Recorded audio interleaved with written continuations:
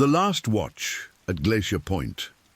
The morning of June 14th, 2025, dawned crisp and clear over Yellowstone National Park, with temperatures hovering at 42 degrees Fahrenheit and visibility stretching for miles across the pristine wilderness.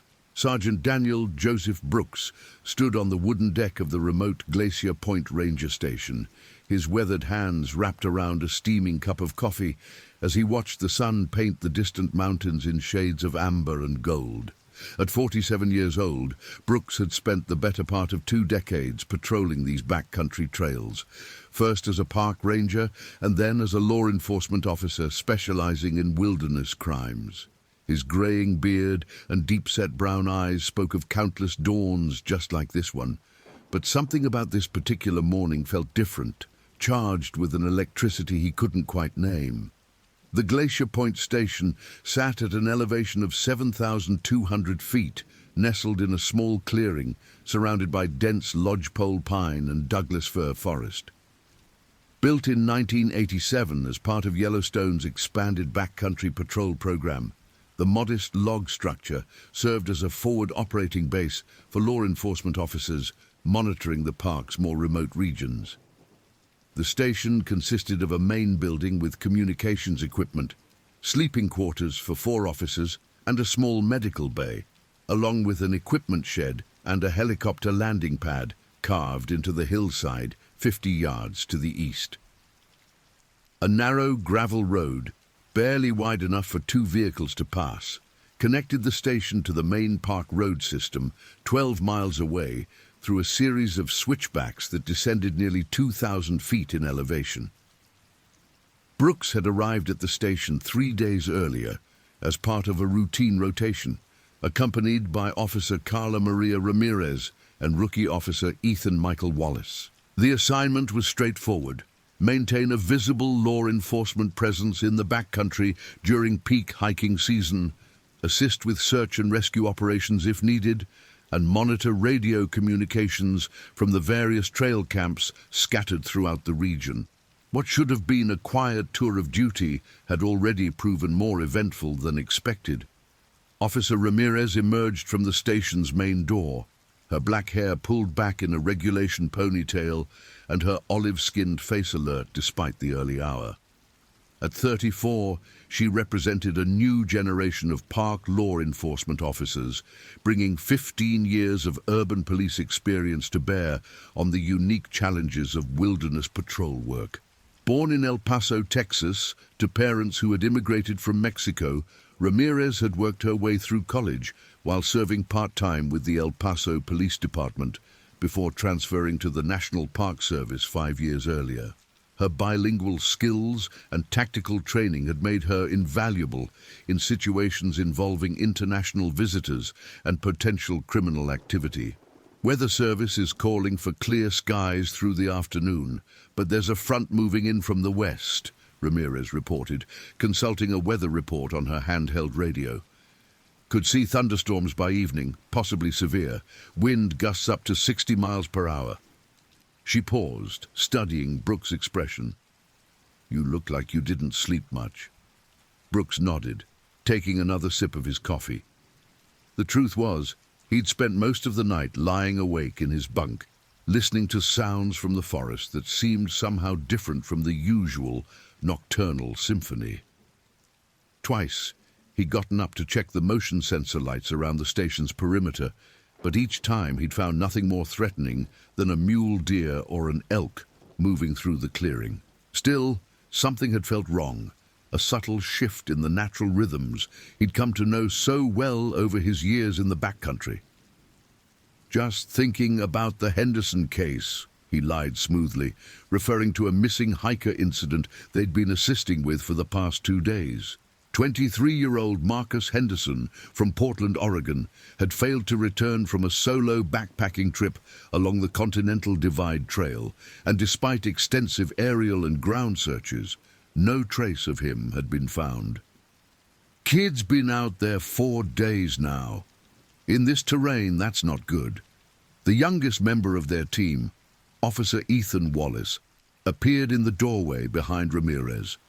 At 26, Wallace had joined the Park Service directly from the Federal Law Enforcement Training Center in Georgia, drawn by a lifelong love of the outdoors and a desire to serve in what he considered America's most beautiful office.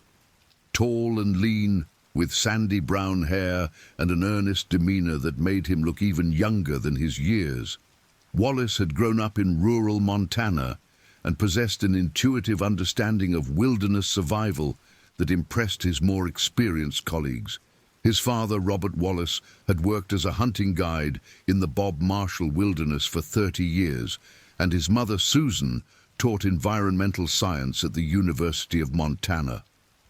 The family's modest ranch outside of Missoula had provided Wallace with countless hours of experience in backcountry navigation, wildlife behavior, and outdoor emergency medicine. "Any word from the search teams?" Wallace asked, checking his own radio equipment. His voice carried the slight tension that had characterized his speech since their arrival at Glacier Point, a nervousness that Brooks attributed to the rookie's eagerness to prove himself on his first extended backcountry assignment. "SAR Command checked in at 0630, Ramirez replied, using the shorthand for search and rescue. "They're expanding the search grid to include the drainage systems north of Thoroughfare Creek.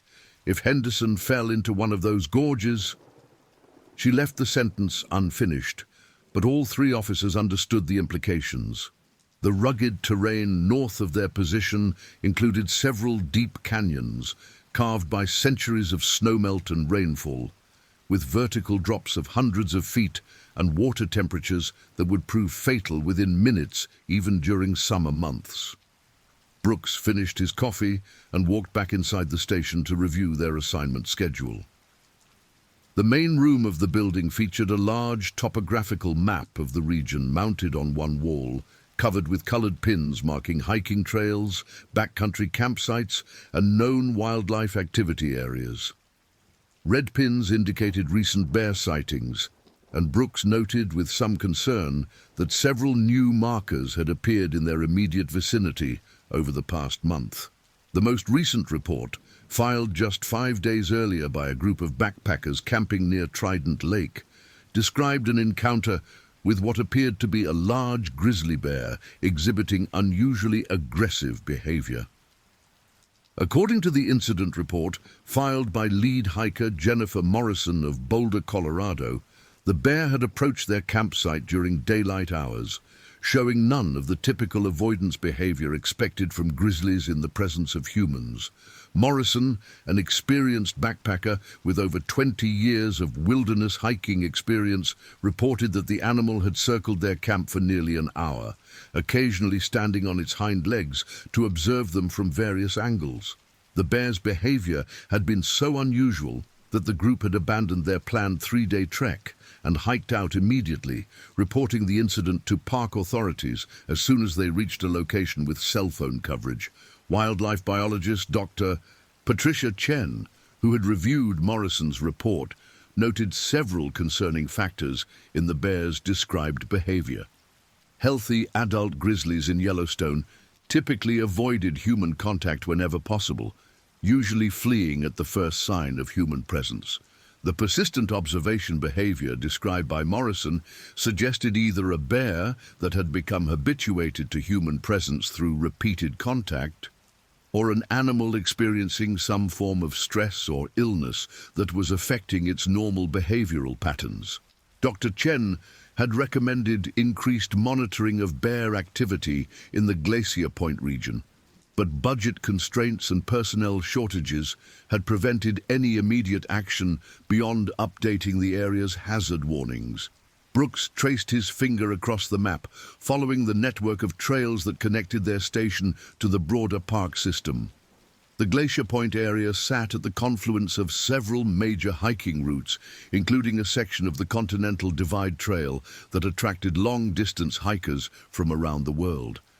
During peak season, which ran from late June through early September, the region could see 50 or more backpackers per day, most carrying multi-day supplies and camping in designated sites scattered throughout the wilderness. The remote location that made Glacier Point an ideal base for law enforcement operations also made it a natural convergence point for wildlife moving between seasonal feeding areas. The station's communication equipment crackled to life, interrupting Brooks' map study. The voice of dispatcher Sarah Martinez echoed through the room from park headquarters in Mammoth Hot Springs, nearly 60 miles away by road. Martinez, a 12-year veteran of the Park Service's Communication Center, handled radio traffic for all backcountry operations in the northern section of Yellowstone, coordinating between law enforcement, search and rescue teams, and wildlife management personnel. Glacier Point Station, this is Mammoth Dispatch. Please respond. Martinez's voice carried the professional calm that characterized all Park Service communications, but Brooks detected an undertone of urgency that immediately caught his attention. Brooks keyed the handset mounted near the map table. Mammoth Dispatch, this is Glacier Point. Sergeant Brooks responding. Go ahead. Sergeant Brooks, we've received multiple reports of bear activity in your area over the past 12 hours. 2 separate hiking parties reported close encounters with what appears to be the same large grizzly, both incidents occurring within a 3-mile radius of your station. Martinez paused, consulting her notes. First report came from a group of 4 hikers camping at Cascade Lake, approximately 0200 hours. They reported a bear circling their campsite for over an hour, attempting to access their food storage. Second report from a father and son fishing near Grebe Creek, approximately 0530 hours. Same general description, unusually large grizzly showing persistent behavior around humans. Ramirez and Wallace had joined Brooks inside the station, both officers now focused intently on the radio conversation. The pattern Martinez described represented exactly the kind of escalating wildlife situation that could turn dangerous with little warning. Bears that began associating human presence with food sources, whether through improper storage by campers or simple proximity to regular human activity, often became increasingly bold in their interactions. What might begin as curious observation from a distance could rapidly progress to aggressive attempts to access human food supplies, and from there to direct confrontation. Copy that, Mammoth, Brooks replied. What's the description of the animal? Both parties describe a very large adult grizzly, estimated weight 800 to 900 pounds, based on visual comparison to surrounding terrain features. Dark brown coloration with silver-tipped fur on the shoulders and back. One distinctive marking reported by both groups, apparent scarring or discoloration on the left side of the animal's face, possibly from an old injury. Martinez's voice carried the precision of someone reading directly from incident reports. Wildlife Management is recommending heightened awareness for all personnel in the area. Dr. Chen specifically requested that your team maintain radio contact at 2-hour intervals until further notice. Brooks exchanged glances with his 2 officers, both of whom were now checking their sidearms and radio equipment with renewed attention to detail. The description Martinez had provided matched several elements from the Morrison report filed 5 days earlier, suggesting they were dealing with the same individual animal. More concerning was the apparent escalation in the bear's behavior, progressing from distant observation to direct interaction with human campsites over the course of less than a week. Understood, Mammoth. We'll maintain enhanced watch protocols and report any direct sightings immediately. Brooks paused, considering their tactical options. What's our backup situation if we need additional personnel? Nearest available units are at Tower Junction, approximately 90 minutes away by ground transportation. Weather conditions are suitable for helicopter operations until approximately 1800 hours, after which the incoming storm front may preclude aerial support. Martinez's response highlighted one of the fundamental challenges of backcountry law enforcement: the vast distances and limited personnel that could leave remote stations isolated during emergency situations. As Brooks acknowledged the communication and signed off with dispatch, he found himself studying the faces of his two colleagues with new attention. Ramirez, despite her extensive urban police experience, had limited exposure to aggressive wildlife encounters beyond the classroom training provided by the Park Service. Her tactical skills and decision-making ability were beyond question, but bears presented challenges fundamentally different from human suspects. Wallace, conversely, possessed extensive knowledge of wildlife behavior from his Montana upbringing, but his law enforcement experience remained largely theoretical. The combination of experience and knowledge represented by the three-officer team was substantial, but Brooks understood that dealing with a potentially aggressive grizzly would test all of them in ways their previous training had only approximated. The morning progressed with deceptive normalcy. Brooks assigned Wallace to conduct a perimeter check around the station, looking for any signs of overnight animal activity, while Ramirez reviewed their equipment inventory and tested the emergency communication systems. The routine tasks provided a comfortable illusion of control, but Brooks noticed that all three officers found themselves glancing toward the tree line with increased frequency, unconsciously scanning for movement among the dense ranks of evergreens that pressed close to the station on three sides. Wallace returned from his perimeter check with a report that did little to ease the growing tension. He had discovered fresh bear tracks in the soft earth near the equipment shed, prints that appeared to have been made sometime during the pre-dawn hours. The tracks were indeed large, consistent with an adult male grizzly in the 800-pound range, and they showed evidence of the animal having spent considerable time investigating the area around the building. Most concerning were claw marks on one of the shed's wooden support posts. Gouges that measured nearly 4 inches in length and penetrated deep into the seasoned timber. Whatever made these marks was testing the structure, Wallace explained, running his fingers along the gouged wood, not random scratching or territory marking. This looks like an animal trying to determine if it could get inside. His voice carried the authority of someone who had grown up reading animal sign in the wilderness, interpreting the subtle clues that revealed wildlife behavior and intentions. Brooks examined the claw marks himself, noting their depth and the spacing between individual gouges.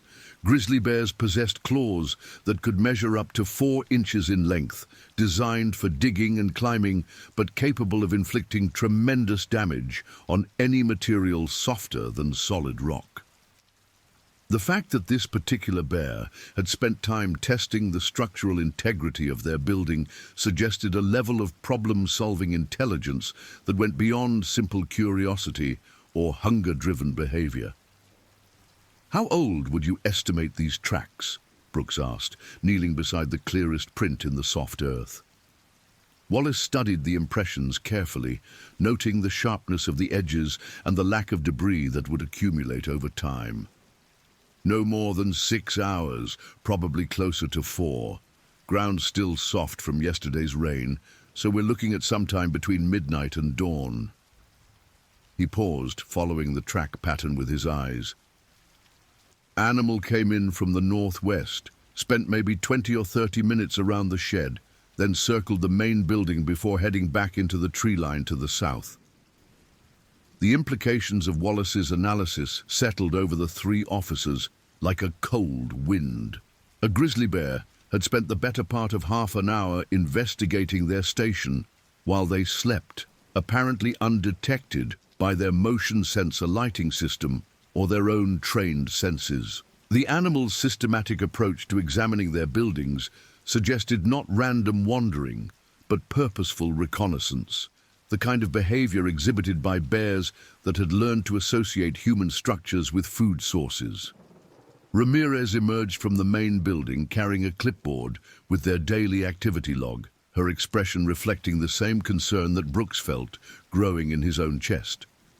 "I've been reviewing the incident reports from the past month," she announced, consulting her handwritten notes. "This isn't random bear activity. We're looking at a pattern that's been building for weeks. She spread a series of photocopied reports across the station's picnic table, each one documenting interactions between park visitors and what appeared to be the same individual grizzly. The earliest report, dated May 15th, described a bear observed following a group of hikers along the thoroughfare trail for nearly 2 miles, maintaining a distance of approximately 100 yards, but showing persistent interest in the human's movements. Subsequent reports showed a clear progression, the animal gradually reducing its distance from human subjects, spending increasing amounts of time investigating campsites and trail areas, and displaying what wildlife experts termed food-seeking behavior around human food storage systems. Dr. Chen was right, Ramirez continued, pointing to annotations on several of the reports. This bear has been learning human patterns and testing human responses for over a month. Every interaction where people failed to properly discourage the animal has reinforced its association between humans and potential food sources. Brooks studied the chronological progression documented in the reports, noting the geographic pattern of encounters. The bear's territory appeared to encompass roughly 30 square miles of wilderness, centered on the drainage systems that provided year-round water sources and abundant natural food in the form of fish, berries, and small mammals. Human hiking trails pass through or near all of these areas, creating multiple opportunities for interaction between the bear and park visitors, most of whom lacked the experience necessary to properly discourage wildlife approaches. The most recent report before their current situation, filed just 2 days earlier by park maintenance worker Carlos Mendoza, described an encounter that represented a significant escalation in the animal's behavior. Mendoza, a 15-year Park Service veteran responsible for maintaining trail markers and basic facilities throughout the backcountry, had been working alone near Shoshone Lake when the bear approached to within 50 feet of his position. Rather than fleeing when Mendoza made noise and attempted to appear larger by raising his arms, the bear had sat down and simply observed him for over an hour. Mendoza knows bears, Brooks said, remembering the maintenance worker's reputation for wildlife expertise. If he was concerned enough to file a formal report, this animal has crossed the line from curious to potentially dangerous. The morning sun climbed higher, burning off the light frost that had covered the station's buildings and equipment. By 900 hours, the temperature had risen to 58 degrees, promising another warm day in what had been an unusually hot early summer. Climate data from the National Weather Service showed that June 2025 was tracking nearly 10 degrees above normal temperatures for the Yellowstone region, a pattern that wildlife biologists suspected was affecting natural food sources and animal behavior patterns throughout the ecosystem. Dr. Chen's research, which Brooks had reviewed during his preparation for the Glacier Point assignment, documented significant changes in grizzly bear behavior correlating with rising regional temperatures over the past decade. Warmer springs were causing earlier snowmelt, which disrupted traditional feeding cycles and forced bears to seek alternative food sources during critical periods of their annual biological cycles. Bears that might normally spend June focused on natural vegetation and spawning fish were instead ranging more widely in search of calories, bringing them into increased contact with human activities. The radio crackled again, this time carrying the voice of Pilot Officer James Mitchell from the park's aviation unit. Mitchell, a former military helicopter pilot with extensive experience in search and rescue operations, was conducting aerial reconnaissance flights over the backcountry as part of the ongoing search for missing hiker Marcus Henderson. All stations. This is Air 1 conducting search pattern Alpha 7 over the Thoroughfare Creek drainage system. Mitchell's voice carried the professional calm of someone comfortable operating in challenging conditions. Be advised, I have visual contact with a large grizzly bear approximately 2 miles northwest of Glacier Point Station. Animal appears to be moving southeast along the creek bed. Brooks keyed the handset immediately. Air 1, this is Glacier Point Station. Can you provide more detailed description of the bear's location and behavior? Glacier Point, the animal is currently located approximately 1 mile north of Cascade Lake, moving along the western bank of Thoroughfare Creek. Based on visual estimation from 500 feet altitude, this appears to be an adult male in the 800 to 900 pound range. I can see distinctive light-colored fur on the shoulders and what appears to be facial scarring consistent with previous reports. Mitchell paused, presumably maneuvering his aircraft for a better view. Animal is not showing any alarm response to helicopter presence, which is somewhat unusual. Most bears in this area typically seek cover when they hear aircraft. The lack of fear response to helicopter noise represented another concerning data point in the bear's behavioral profile. Grizzly bears in Yellowstone had evolved to avoid potential threats, including the sounds of human activity that often preceded direct encounters. An animal that showed no concern about aircraft presence was likely an individual that had become habituated to human activities to a dangerous degree. Air 1, what's the animal's current direction of travel? Brooks asked, already suspecting the answer. Current heading appears to be southeast, which would bring the animal toward your general vicinity within the next few hours if it maintains present course and speed, Mitchell replied. I'm going to maintain visual contact as long as fuel permits and coordinate with ground units if necessary. Brooks looked at his watch. 09:25 hours. If the bear continued moving toward their location at a typical grizzly travel speed of 2 to 3 miles per hour, it could reach the immediate area around Glacier Point Station by early afternoon.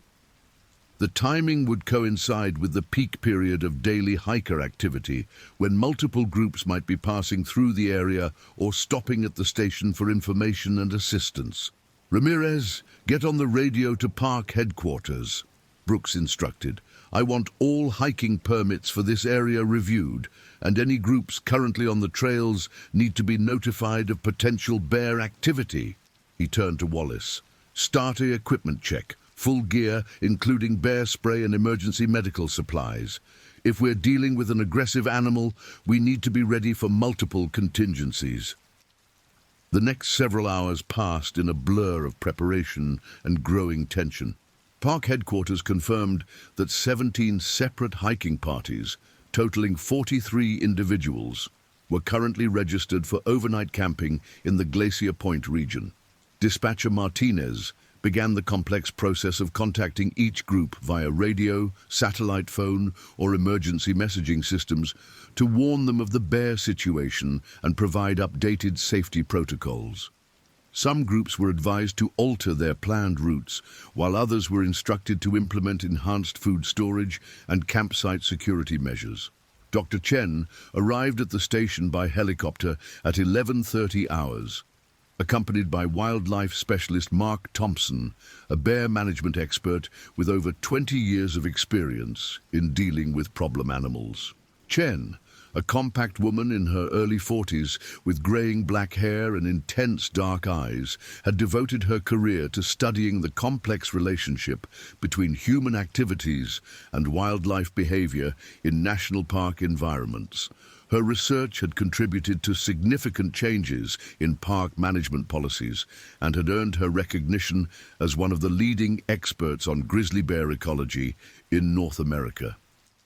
Thompson, a tall man in his 50s with weathered features that spoke of decades spent in outdoor environments, specialized in the practical aspects of managing human-wildlife conflicts. His experience included everything from relocating problem bears to training park personnel in wildlife encounter protocols.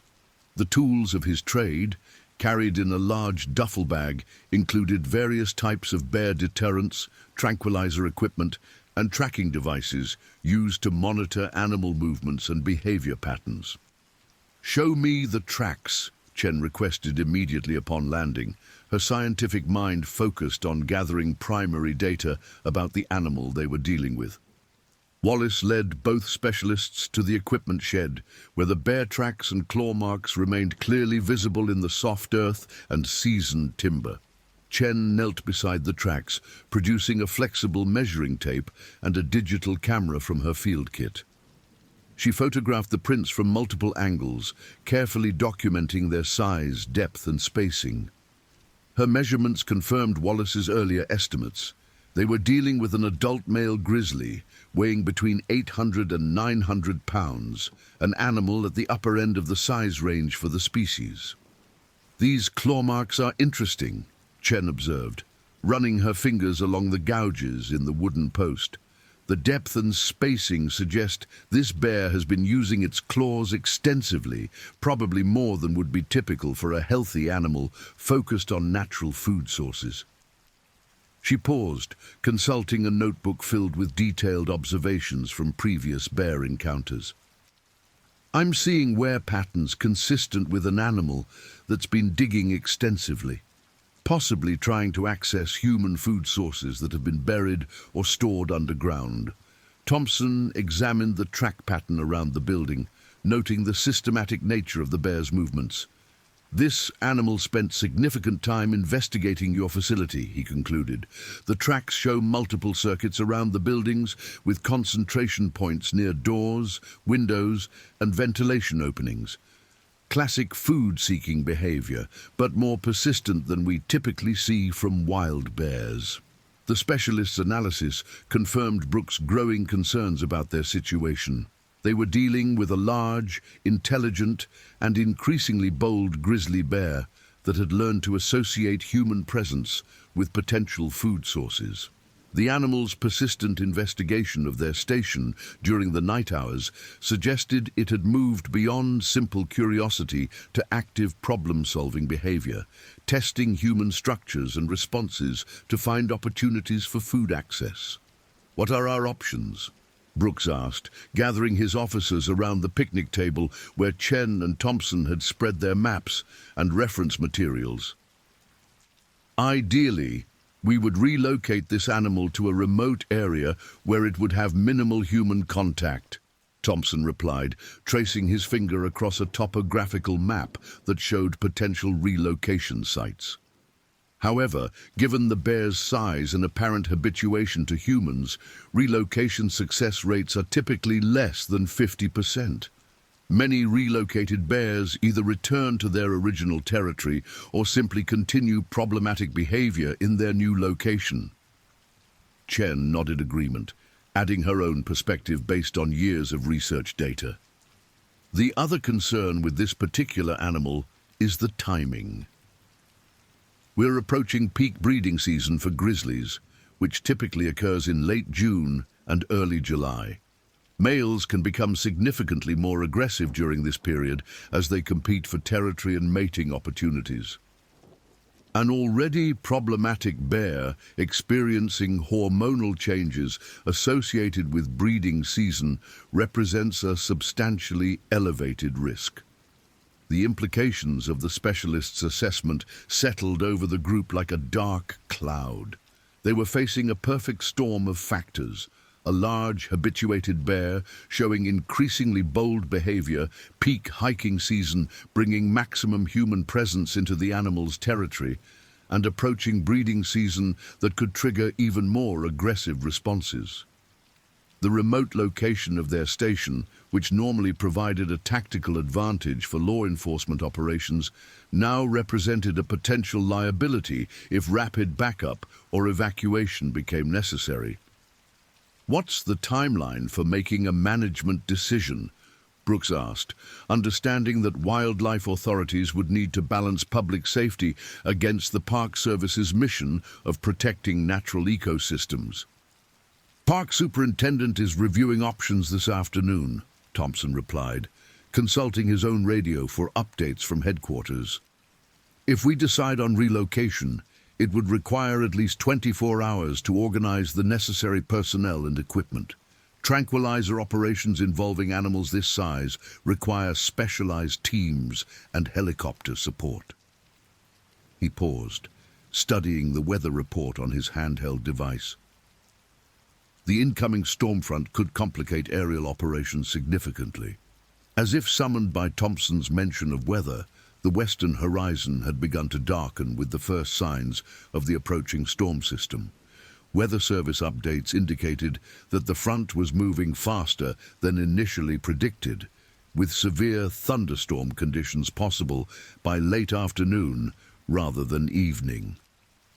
High winds and heavy precipitation would not only preclude helicopter operations, but could also scatter hiking parties throughout the backcountry, making coordination and communication significantly more challenging. Dr. Chen spent the next hour setting up monitoring equipment around the station's perimeter, deploying motion-activated cameras and sound recording devices that would provide detailed documentation of any future bear activity in the area. The equipment, originally developed for her research into nocturnal wildlife behavior, would allow them to track the animal's movements and behavior patterns even when human observers were not present. If this bear returns tonight, we'll have comprehensive documentation of its approach routes, timing, and specific areas of interest, Chen explained as she calibrated the sensitive recording equipment. This data will be crucial for developing an effective management strategy, whether that involves relocation or other intervention methods. Thompson used the same time period to brief all 3 officers on updated protocols for bear encounters, reviewing both defensive techniques and the proper use of bear spray deterrents. His training emphasized the importance of maintaining group cohesion during any wildlife encounter, avoiding sudden movements that might trigger a charge response, and understanding the difference between defensive and predatory bear behavior. Most bear encounters, even with problematic animals, can be resolved through proper human response, Thompson explained, demonstrating the effective deployment technique for bear spray canisters. The key is recognizing the early warning signs and responding appropriately before the situation escalates to physical contact. He paused, making eye contact with each officer in turn. However, an animal that has progressed to the behavioral stage we're seeing with this bear represents a significantly elevated risk. Normal deterrent methods may be less effective than with naive bears that haven't had extensive human contact. The lunch hour passed quietly, with all 5 members of the group maintaining heightened awareness of their surroundings while reviewing contingency plans and communication protocols. Brooks found himself studying the tree line with increasing frequency, noting how the dense forest canopy could conceal the approach of even a very large animal until it was within 50 yards of their position. The station's defensive advantages were limited. The buildings provided solid shelter, but the large windows and multiple access points would offer minimal protection against a determined grizzly bear. At 13:47 hours, their radio communication was interrupted by an urgent transmission from Pilot Officer Mitchell, whose continued aerial reconnaissance had maintained visual contact with the bear throughout the morning hours. All stations, this is Air 1 with priority traffic. Mitchell's voice carried new urgency that immediately focused everyone's attention. The grizzly I've been tracking has significantly altered its behavior. Animal is now moving rapidly southeast, directly toward Glacier Point Station. Current distance approximately 1 mile and closing. Based on observed travel speed, estimated arrival time at your location is 15 to 20 minutes. Brooks felt his pulse quicken as the radio transmission confirmed their worst-case scenario. Air 1, can you describe the animal's behavior? Is this normal travel, or does it appear agitated? Glacier Point, this is definitely not normal travel behavior, Mitchell replied, his voice tight with professional concern. Animal is moving in a direct line toward your position, showing none of the typical foraging or exploratory behavior I observed earlier. This looks like purposeful approach, possibly triggered by human scent or activity in your area. Dr. Chen immediately began securing her monitoring equipment, while Thompson checked his tranquilizer rifle and bear deterrent supplies. The three law enforcement officers instinctively moved into defensive positions, with Brooks taking command responsibility and Ramirez and Wallace flanking the approach routes from the tree line. "All personnel, implement Code Yellow protocols immediately," Brooks announced, using the Park Service designation for elevated wildlife threat conditions. "Ramirez, secure all food sources and scented materials inside the main building. Wallace, check perimeter sightlines and prepare bear deterrent systems. Dr. Chen and Thompson, what do you need from us?" "Priority 1 is maintaining visual contact with the animal once it reaches the clearing," Thompson replied, assembling his specialized equipment with practiced efficiency. "We need to assess its immediate intentions and behavioral state before determining response options. If this bear is approaching with aggressive intent, our window for effective intervention will be very limited." The next 15 minutes felt like hours as the group prepared for an encounter that could range from simple observation to life-threatening confrontation. Brooks positioned himself at the main building's radio console, maintaining communication with headquarters and coordinating potential backup support. Ramirez took an observation position that provided clear sight lines to the primary approach routes from the forest, while Wallace secured potential attractants and prepared emergency medical supplies. At 14:04 hours, the radio crackled with Mitchell's voice, providing a final update before the approaching storm front forced him to return to base. "Glacier Point. Air 1 is departing station due to deteriorating weather conditions. Last visual contact shows the bear approximately 400 yards northwest of your position, still approaching on direct heading. Animal appears calm but determined. Recommend extreme caution and maintain radio contact with dispatch. Air 1 out." The sudden absence of aerial oversight left the ground team feeling exposed and isolated, their situation now dependent entirely on their own skills and judgment. Brooks acknowledged Mitchell's transmission and immediately contacted dispatch to confirm backup protocols, receiving confirmation that the nearest ground units remain 90 minutes away by road, with helicopter support now unavailable due to weather conditions. Dr. Chen's motion detection cameras began registering activity at 14:08 hours. Electronic chirps indicating that something large was moving through the forest approximately 200 yards from the station. The sound pattern suggested an animal weighing several hundred pounds, moving steadily but not rapidly through the dense undergrowth toward their clearing. "Contact," Wallace announced quietly, his voice carrying the controlled tension of someone who had spotted a potentially dangerous situation. "Large grizzly, northwest tree line, approximately 150 yards and closing." Brooks moved to Wallace's observation position, immediately spotting the massive form moving through the shadows beneath the evergreen canopy. The bear was indeed enormous, its bulk clearly visible even at distance, and it was moving with the purposeful gait of an animal that had a specific destination in mind. The distinctive light-colored shoulder markings and facial scarring confirmed that this was indeed the same individual that had been the subject of multiple incident reports over the past month. "Thompson, what's your assessment?" Brooks asked, noting that the wildlife specialist was studying the approaching animal through binoculars with intense concentration. "Behavioral indicators are concerning," Thompson replied, without lowering his binoculars. "Normal approach posture, no obvious signs of immediate aggression, but the direct line of travel and lack of hesitation suggests this animal has lost appropriate fear responses to human presence." He paused, adjusting his focus. "We're looking at a bear that has made the cognitive connection between this location and potential food sources. It's not exploring or foraging, it's coming here with specific intent." The grizzly emerged from the tree line at 14:11 hours, stepping into the clearing with a confidence that immediately struck all 5 human observers as fundamentally wrong.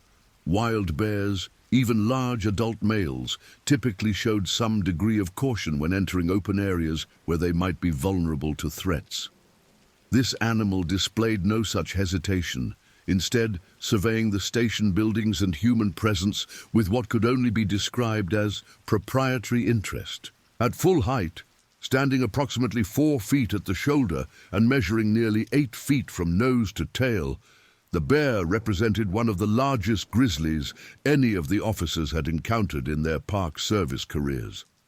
Its weight was clearly in the 900-pound range, with massive shoulders and forelegs that spoke of tremendous physical power. The scarring on the left side of its face, now clearly visible, appeared to be the result of an old injury, possibly from a territorial fight with another bear or an encounter with human equipment. "Nobody moves unless I give the signal," Brooks instructed quietly, understanding that their response in the next few minutes would determine whether this encounter remained an observation or escalated into something far more dangerous. "Let's see what it wants." The bear's initial behavior suggested curiosity rather than immediate aggression. It approached to within 75 yards of the main building, then began a systematic circuit of the clearing, investigating various scent sources and testing the air with its sensitive nose. The animal spent particular attention on areas where the officers had been working earlier in the day, following their scent trails with the focused intensity of a bloodhound tracking a specific target. Dr. Chen watched the bear's movements with professional fascination, noting behavioral details that would contribute to her ongoing research into human-wildlife interactions. "Notice how it's processing information," she whispered to Thompson. "This isn't random exploration. The animal is conducting reconnaissance, building a mental map of our activities and resources." After approximately 10 minutes of systematic investigation, the bear's attention focused on the equipment shed where Wallace had discovered the overnight tracks. The animal approached the building with obvious familiarity, immediately moving to the wooden post, where it had left claw marks during its previous visit. What happened next surprised even the wildlife specialists. The bear began testing the structural integrity of the building in a methodical fashion, pushing against walls, examining door frames, and attempting to manipulate the simple latch mechanism on the shed's main door. "It's problem-solving," Thompson observed with a mixture of admiration and concern. "This bear has progressed beyond simple food-seeking behavior. It's demonstrating abstract reasoning and mechanical understanding that's remarkable for the species." The animal's intelligence became even more apparent when it succeeded in manipulating the shed's door latch, using its claws and considerable strength to work the simple mechanism until the door swung open. The bear immediately entered the small building, emerging moments later with a canvas bag containing emergency trail rations that had been stored on a high shelf. "Game changer," Brooks announced grimly, recognizing that they had just witnessed a critical escalation in the animal's behavior. A bear that could open human-made closure systems represented a fundamentally different threat level than one that simply scavenged opportunistically around campsites. This animal has learned to access human food storage systems. Every hiker and camper in this region is now at risk. The bear spent the next 20 minutes systematically consuming the trail rations while maintaining visual observation of the 5 humans gathered near the main building. Its relaxed posture and unhurried feeding behavior suggested an animal that felt completely secure in its current environment, with no concern about potential threats from the human presence it had learned to associate with food sources. Thompson made the decision to attempt a deterrent response, hoping to re-establish appropriate fear conditioning before the animal became even more habituated to human proximity. He activated an air horn device designed specifically for wildlife deterrent applications, producing a loud blast of sound that should have sent any wild bear fleeing immediately. The grizzly's response was not what any of them expected. Rather than showing alarm or retreat behavior, the animal simply looked up from its feeding, studied the source of the sound with apparent interest, then returned to consuming the trail rations. The complete lack of fear response represented the most concerning behavioral indicator they had yet observed. That bear has been exposed to human deterrent methods before, Thompson concluded, his voice reflecting professional frustration mixed with growing alarm. Somebody has tried to scare this animal using noisemakers, probably multiple times. It's learned that these sounds don't represent actual threats. Dr. Chen began making rapid notes in her field journal, documenting behavioral observations that would be crucial for any future management decisions. The bear's habituation to human presence appeared to be complete, representing a stage of human-wildlife interaction that typically required immediate and decisive intervention to prevent escalation to dangerous encounters. At 14:42 hours, the situation took an ominous turn when the bear finished consuming the stolen food and began approaching the main station building with obvious intent. The animal's body language had shifted subtly, showing increased focus and determination as it investigated the various entry points around the structure. It spent particular attention on the main door, testing the handle mechanism and pushing against the frame with enough force to flex the wooden construction. "Everybody inside now," Brooks ordered, recognizing that their observation phase had ended and they were now dealing with a bear that was actively attempting to access their shelter. "Secure all entry points and prepare for extended siege conditions." The 5 team members moved quickly into the station's main room, securing doors and windows while maintaining visual observation of the bear through reinforced glass windows. The building's construction was solid, but it had been designed to provide shelter from weather rather than protection from large predators. The multiple windows and standard residential-grade door hardware would provide minimal resistance against a determined 900-pound grizzly bear. Brooks immediately established radio contact with park headquarters, providing a detailed update on their situation and requesting priority response from all available emergency personnel. Dispatcher Martinez confirmed that ground units were en route, but remained at least 45 minutes away, with helicopter support still precluded by deteriorating weather conditions. The approaching storm front had intensified, with lightning visible on the western horizon and wind gusts already affecting radio communications. "Mammoth Dispatch, be advised we have an active bear incident at Glacier Point Station," Brooks reported, using the formal language required for emergency communications. "One adult male grizzly showing aggressive behavior toward occupied buildings. Immediate assistance required for 5 personnel currently taking shelter. Repeat, this is an active emergency situation requiring immediate response." Outside the building, the bear had begun what could only be described as a systematic assault on the station's defensive perimeter. It tested every door and accessible window, pushed against walls to assess structural integrity, and demonstrated problem-solving behavior that exceeded anything the wildlife specialists had previously documented. Most concerning was the animal's persistence. Rather than losing interest and moving away, it appeared to be developing a methodical approach to gaining entry to the building.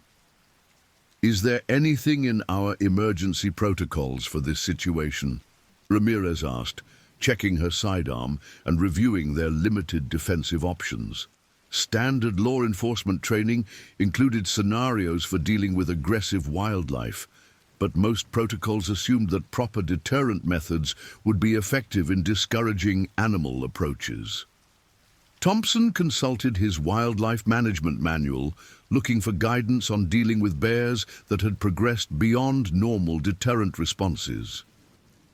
Official recommendations for animals showing this level of habituation typically involve immediate lethal removal, he said reluctantly. A bear that actively attempts to access occupied human shelters represents an imminent threat to public safety that can't be managed through relocation or other non-lethal methods. The ethical and legal implications of Thompson's statement hung over the group like the approaching storm clouds. All of them understood that killing a grizzly bear in Yellowstone National Park represented a last resort option that would require extensive justification and documentation. However, their current situation appeared to be rapidly approaching the threshold where such action might become necessary for their own survival. Dr. Chen continued documenting the bear's behavior through the reinforced windows, noting details that would be crucial for post-incident analysis and future management decisions. This animal's problem-solving approach is systematic and persistent, she observed, photographing the bear's investigation of a window frame. It's testing multiple entry points and learning from each attempt. This is exactly the kind of escalated behavior that wildlife management protocols are designed to prevent. At 14:56 hours, the bear discovered that one of the station's side windows was not fully secured, with a latch mechanism that had been damaged during a previous maintenance operation. The animal began working the faulty latch with its claws, demonstrating the same mechanical problem-solving ability it had shown with the equipment shed door. The window frame began to flex under the bear's manipulation, and it became clear that the barrier would not hold against sustained pressure.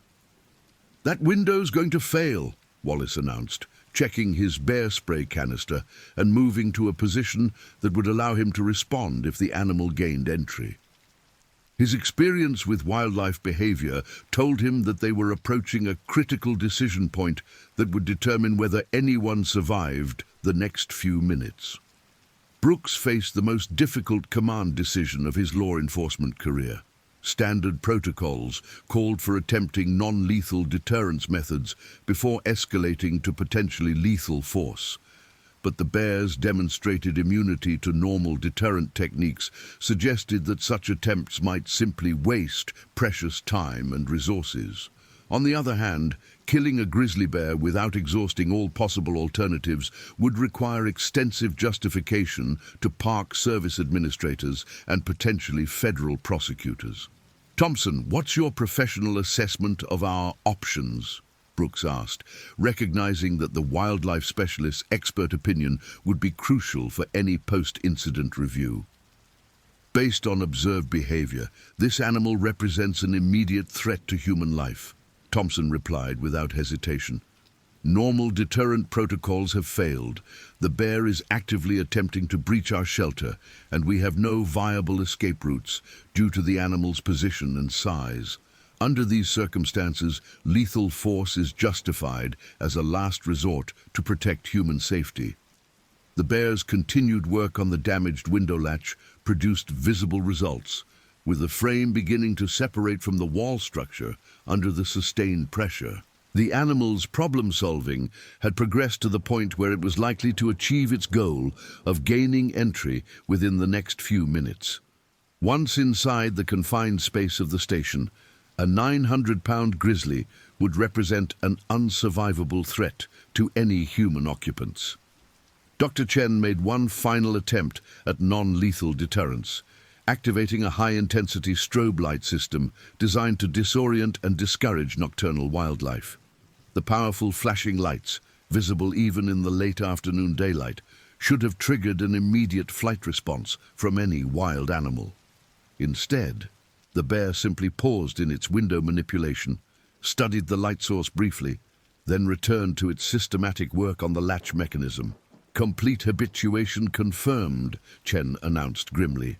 "This animal shows no fear response to any of the standard deterrent methods in our toolkit. Lethal removal is the only remaining option for ensuring human safety."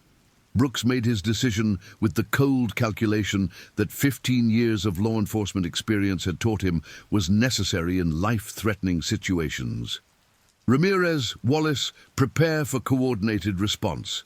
We're going to engage this animal with lethal force before it gains entry to our shelter." He paused, making eye contact with each team member. "Remember your training? Maintain fire discipline and nobody moves until I give the signal. The three law enforcement officers took positions at different windows, creating overlapping fields of fire that would allow them to engage the bear from multiple angles if it reacted aggressively to their intervention. Brooks carried a .40 caliber service pistol loaded with specialized ammunition designed for large predator encounters, while Ramirez and Wallace were equipped with similar weapons and additional bear spray canisters for backup deterrence. Thompson positioned himself with his tranquilizer rifle, understanding that chemical immobilization would be preferable to lethal force if it could be accomplished safely. However, tranquilizer drugs required several minutes to take effect even under ideal circumstances, and the bear's current position and behavior made it unlikely that chemical restraint would prevent immediate retaliation if the animal felt threatened. At 15:01 hours, the damaged window latch finally gave way under the bear's persistent manipulation, and the frame began to swing open with a creaking sound that represented the failure of their final barrier. The grizzly immediately began forcing its massive head and shoulders through the opening, clearly intent on gaining full access to the building's interior. "Engaging target now," Brooks announced, taking careful aim at the animal's vital area while ensuring that his teammates had clear fields of fire. The shot had to be precise and immediately effective, as a wounded grizzly bear would become exponentially more dangerous than the already problematic animal they were facing. The first gunshot echoed across the clearing at 15:02 hours, followed immediately by coordinated fire from all three law enforcement officers. The specialized ammunition, designed specifically for stopping large predators, struck the bear in the chest and shoulder areas, delivering massive trauma that should have immediately incapacitated any normal animal. However, the grizzly's response was not what any of them had expected based on their training scenarios. Rather than collapsing or retreating, the wounded bear exploded into a rage response that demonstrated why grizzlies were considered among the most dangerous animals in North America. Despite taking multiple rounds from three experienced officers, the animal managed to complete its entry through the damaged window and immediately charged toward the nearest human target, which happened to be Officer Wallace. Wallace had positioned himself near the window to provide close-range backup if the bear gained entry, a tactical decision that now placed him directly in the path of 900 pounds of wounded and enraged grizzly. His training kicked in automatically, drawing his sidearm and firing at point-blank range while attempting to move away from the charging animal. The bear covered the distance between the window and Wallace's position in less than 2 seconds, moving with speed that seemed impossible for such a massive creature. The grizzly's first swipe caught Wallace across the chest and right shoulder, claws that could penetrate solid wood, ripping through his uniform and protective gear as if they were tissue paper. The force of the blow launched the young officer backward into the station's communication equipment, where he struck his head against a metal cabinet with an impact that was audible throughout the room. Brooks and Ramirez continued firing as rapidly as they could acquire target lock, but the confined space of the station's interior made precision shooting extremely difficult while avoiding potential collateral damage to their colleague. The bear's movements were erratic and unpredictable, alternating between aggressive charges and defensive posturing that made effective shot placement nearly impossible. Dr. Chen had taken shelter behind an overturned desk, where she continued documenting the encounter with professional detachment even as chaos erupted around her. Her scientific training allowed her to observe behavioral details that would be crucial for understanding how the situation had escalated so rapidly despite their preparation and expertise. Thompson managed to deliver a tranquilizer dart to the bear's hindquarters, but the chemical immobilization agent would require several minutes to take effect, time they might not have given the animal's continued aggressive behavior. The dart did serve to further enrage the already wounded grizzly, which turned its attention toward the wildlife specialist with renewed fury. Wallace, bleeding heavily from his chest wounds and struggling to maintain consciousness after his head impact, managed to deploy his bear spray canister at close range. The concentrated capsaicin solution, effective against most aggressive wildlife, seemed to have minimal impact on the enraged grizzly beyond briefly disorienting its approach pattern. The bear's pain and rage had apparently overwhelmed its sensory responses to chemical deterrents. Ramirez moved to flank the animal, while Brooks maintained frontal pressure, both officers understanding that their only hope lay in coordinated tactics that could bring enough firepower to bear on vital target areas to stop the grizzly's assault. The confined space worked against them, limiting their movement options and creating dangerous crossfire situations that required split-second judgment calls. The bear's second attack focused on Brooks, who had managed to deliver several hits to the animal's torso, but failed to achieve the immediate incapacitation that the situation required. The grizzly's charge knocked Brooks backward over a chair, where he fell awkwardly with his right arm trapped beneath his body. The bear immediately pressed its advantage, attempting to pin the sergeant while delivering crushing bites that would have been fatal if they had found their target.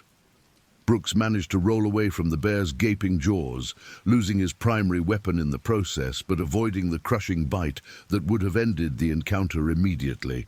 His tactical training from 2 decades of law enforcement work allowed him to keep moving despite the confined space, staying just ahead of the grizzly's attacks while searching for opportunities to regain offensive capability. Ramirez found herself in the position of being the team's primary remaining firepower, with Wallace seriously wounded and Brooks disarmed and fighting for his life at close quarters.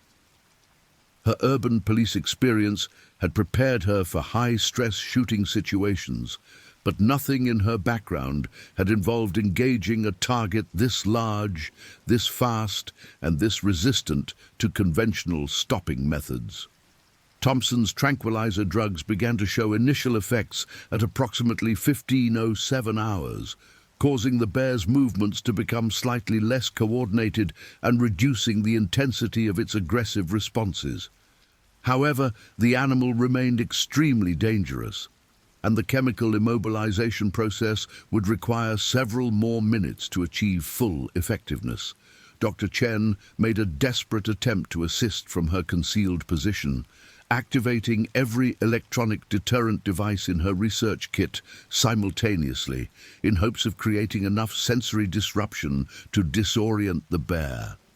High-intensity strobes, ultrasonic emitters, and air horns all activated at once, creating a cacophony of light and sound that would have sent any normal wildlife fleeing immediately. The enraged grizzly's response to the electronic deterrents was to turn its attention toward Doctor Chen's position, apparently identifying the source of the new stimuli as a threat that required elimination.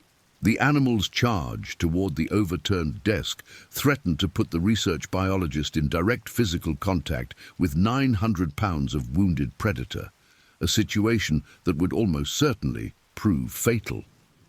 Wallace, despite his serious injuries, managed to regain consciousness and tactical awareness in time to intercept the bear's charge toward Dr. Chen. Drawing on reserves of strength and training that he didn't know he possessed, the young officer launched himself at the grizzly's hindquarters, attempting to disrupt its attack pattern and buy time for his colleagues to regroup. The collision between Wallace and the bear resulted in both of them crashing into the station's main support beam, a collision that shook the entire structure and brought down portions of the ceiling. Wallace's heroic intervention succeeded in preventing the bear from reaching Dr. Chen, but at tremendous personal cost, as the animal turned its full fury on the officer who had dared to challenge it directly. Ramirez seized the opportunity created by Wallace's sacrifice, moving to point-blank range and delivering controlled pairs of shots to the bear's skull and neck area. The specialized ammunition, finally able to reach vital neurological structures, began to have the immediate stopping effect that the situation required. The grizzly's movements became increasingly unsteady as both gunshot trauma and tranquilizer drugs combined to overwhelm its systems. Brooks recovered his dropped weapon and rejoined the engagement, adding his firepower to Ramirez's precision shooting. The two experienced officers coordinated their fire to avoid crossfire situations while maintaining maximum pressure on the wounded animal. Their combined shooting skills, developed through years of law enforcement training and practice, finally began to achieve the target effects necessary to end the encounter. Thompson continued to monitor the tranquilizer's effects, noting that the chemical immobilization was proceeding normally despite the animal's high stress levels and multiple gunshot wounds. The combination of drugs and physical trauma was rapidly approaching the threshold that would render the bear incapable of continued aggressive behavior. At 15:11 hours, the grizzly finally collapsed, its massive body striking the station's floor with an impact that shook dust from the rafters. The combination of multiple gunshot wounds and chemical immobilization had finally overcome the animal's tremendous physical reserves and will to fight. However, all 5 human occupants understood that wounded bears could remain dangerous even when apparently incapacitated. Brooks maintained his weapon at ready position while approaching the downed animal, using tactics learned from decades of law enforcement experience with potentially dangerous subjects. Thompson moved to assist, carrying additional tranquilizer supplies in case the bear showed signs of recovering consciousness. Dr. Chen emerged from her concealed position, immediately moving to check on Wallace's condition while continuing to observe the bear for signs of life. Wallace was conscious but seriously injured, with deep lacerations across his chest and right shoulder, where the bear's claws had penetrated his protective gear. More concerning was evidence of a possible concussion from his impact with the communication equipment, symptoms that included disorientation and difficulty maintaining focus on his surroundings. His breathing was labored, suggesting possible internal injuries that would require immediate medical attention. Ramirez established perimeter security while Brooks assessed their tactical situation and resources. The station's interior had been devastated by the encounter, with furniture overturned, communication equipment damaged, and structural damage that made the building's continued habitability questionable. More immediately concerning was their isolation from medical support, with the nearest hospital nearly 2 hours away by helicopter and ground evacuation routes complicated by the approaching storm. Dr. Chen applied her wilderness first aid training to Wallace's injuries, using supplies from the station's emergency medical kit to control bleeding and stabilize his condition for evacuation. Her assessment indicated that while the wounds were serious, they were not immediately life-threatening if proper medical care could be accessed within a reasonable time frame. Thompson confirmed the bear's death at 15:18 hours, ending the immediate threat but beginning a complex process of documentation and investigation that would continue for months. The death of a grizzly bear in Yellowstone National Park, particularly under circumstances involving law enforcement officers, would require extensive review by multiple agencies, including the National Park Service, U.S. Fish and Wildlife Service, and potentially federal prosecutors. Brooks established radio contact with park headquarters, providing a detailed report of the incident and requesting immediate medical evacuation for Officer Wallace, along with crime scene investigation support for the bear encounter. Dispatcher Martinez confirmed that medical helicopters were standing by, but remained grounded due to weather conditions, with the earliest possible evacuation window at least 2 hours away. The approaching storm arrived at Glacier Point Station at 15:34 hours, bringing heavy rain and wind gusts that made helicopter operations impossible and complicated ground evacuation efforts. Lightning strikes in the immediate area knocked out primary communication systems, leaving the team dependent on battery-powered emergency radios for contact with the outside world. Wallace's condition remained stable but concerning, with Dr. Chen monitoring him for signs of internal bleeding or worsening concussion symptoms. The young officer drifted in and out of consciousness, occasionally providing coherent responses to questions, but showing signs of significant disorientation that worried the biologist who was serving as their primary medical resource. Brooks and Ramirez worked to secure the damaged station against the storm while maintaining defensive awareness in case other wildlife were attracted by the scent of blood and the dead bear. Thompson began the initial phases of documenting the incident, photographing the scene and collecting physical evidence that would be crucial for the official investigation into the shooting. The storm's intensity increased throughout the evening, with rainfall exceeding 2 inches per hour and wind gusts approaching 70 miles per hour. The damaged station provided minimal shelter, with broken windows and structural damage, allowing rain and debris to enter the main room where Wallace was receiving medical attention. Dr. Chen made the decision to move Wallace to the most protected area of the building, a small storage room that had remained intact during the bear encounter. The movement was difficult and painful for the injured officer, but necessary to protect him from exposure to the storm conditions that were rapidly making the main room uninhabitable.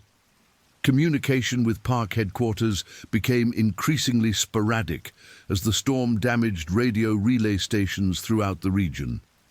Brooks managed to establish contact long enough to confirm that ground evacuation teams were en route, but facing significant delays due to road conditions and flooding in several low-lying areas along the access route. Thompson completed his initial documentation of the bear's body, noting the extent of gunshot wounds and confirming that the animal had indeed been the individual described in multiple incident reports over the past month. The bear's physical condition appeared normal, apart from the facial scarring noted in previous sightings, with no obvious signs of disease or injury that might have contributed to its unusual behavior. As darkness fell over the storm-lashed station, the 5 survivors found themselves in a situation that tested their training, endurance, and psychological resilience. Wallace required constant monitoring to ensure his condition didn't deteriorate, while the others maintained watches against potential threats from other wildlife attracted to the area by the scent of blood and carrion. The storm continued through the night, with conditions that made evacuation impossible until the following morning. Brooks organized the team into shifts that provided medical care for Wallace, maintained defensive security, and monitored communications for updates from rescue teams. The long night hours provided time for reflection on how quickly their routine assignment had escalated into a life-threatening emergency. Dr. Chen used the forced delay to conduct more detailed analysis of the bear encounter, reviewing her photographic documentation and comparing the animal's behavior to established patterns in wildlife management literature. Her preliminary conclusions suggested that the bear's habituation to human presence had progressed far beyond what park management protocols had anticipated, representing a failure of the early intervention systems designed to prevent such escalations. Thompson's experience with problem wildlife provided valuable perspective on how the situation had developed over time. The systematic progression from curious observation to aggressive building entry represented a textbook case of habituation that had been allowed to proceed too far before decisive intervention occurred.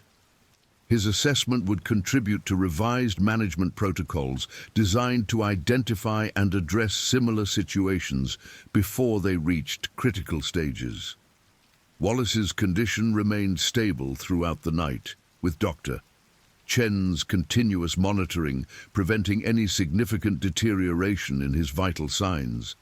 The young officer's periods of consciousness became more frequent and coherent as the night progressed, suggesting that his head injury, while serious, was not life-threatening given proper medical care. The storm finally began to subside at approximately 0400 hours on June 15th, with decreasing wind speeds and rainfall that allowed improved radio communications with park headquarters. Brooks received confirmation that medical helicopters would be airborne as soon as visibility permitted safe operations, likely within the next 2 to 3 hours. Ground evacuation teams reached the station's access road at 0630 hours, but found their progress blocked by multiple fallen trees and washout areas created by the overnight storm. Emergency crews with chainsaws and heavy equipment began clearing the route, but estimated that vehicle access to the station would require at least 4 additional hours of work. The first medical helicopter arrived at Glacier Point Station at 0847 hours, as soon as weather conditions permitted safe flight operations. The crew included 2 paramedics and a flight nurse, all experienced in wilderness emergency medicine and the unique challenges of backcountry patient evacuation. Wallace was stabilized and prepared for evacuation within 20 minutes, with medical personnel confirming Dr. Chen's assessment that his injuries, while serious, were not immediately life-threatening. The young officer was conscious and coherent during the evacuation preparations, even managing to provide initial statements about the bear encounter to investigators who had arrived with the medical team. The flight to Billings Clinic, the nearest trauma center capable of handling Wallace's injuries, took 43 minutes through weather conditions that remained marginal for helicopter operations. Medical personnel reported that Wallace remained stable throughout the flight, with vital signs that indicated good prognosis for full recovery given appropriate surgical intervention and rehabilitation. Brooks, Ramirez, Dr. Chen and Thompson were evacuated by ground vehicle once road access was restored at 11:34 hours. The 4-hour drive to park headquarters provided opportunity for initial debriefing and documentation of the incident, though formal investigation procedures would continue for several weeks. The official investigation into the Glacier Point Bear incident began within hours of the evacuation, involving multiple agencies with jurisdiction over different aspects of the case. The National Park Service's Law Enforcement Division took primary responsibility for investigating the officer's use of lethal force, while the U.S. Fish and Wildlife Service examined the wildlife management issues that had contributed to the dangerous encounter. Dr. Chen's photographic and behavioral documentation proved invaluable for understanding how the situation had developed and escalated.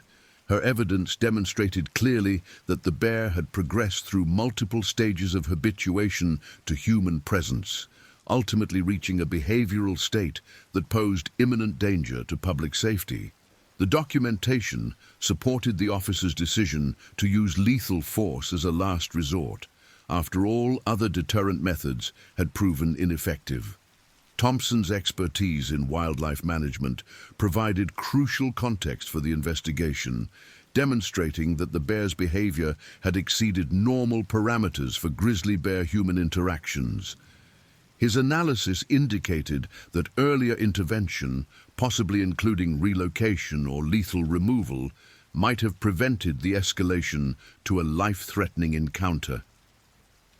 The ballistics investigation confirmed that all 3 officers had followed proper protocols for the use of lethal force against dangerous wildlife, with shot placement and ammunition selection appropriate for the threat they faced. The investigation also noted that the bear's extraordinary resistance to gunshot wounds was consistent with documented cases involving large grizzlies under high-stress conditions. Wallace underwent successful surgery at Billings Clinic to repair the extensive lacerations caused by the bear's claws, with orthopedic specialists addressing damage to his shoulder and upper chest area. The surgical team reported that while the injuries were severe, the young officer's physical fitness and the immediate medical care provided by Dr. Chen had prevented life-threatening complications. Neurological assessment confirmed that Wallace had suffered a mild concussion from his impact with the station's equipment, but brain scans revealed no evidence of permanent damage or complications requiring extended treatment. Medical staff projected a recovery period of 6 to 8 weeks for the physical injuries, with psychological counseling recommended to address potential trauma responses from the encounter. The media response to the Glacier Point incident was immediate and intense, with news organizations from around the world covering the story of 3 law enforcement officers who had survived a grizzly bear attack in Yellowstone National Park. Initial reports focused on the dramatic nature of the encounter, with particular attention to Wallace's heroic actions in protecting Dr. Chen during the most critical moments of the attack. Park Service officials conducted multiple press conferences to address public concerns about visitor safety and the circumstances that had led to the dangerous encounter.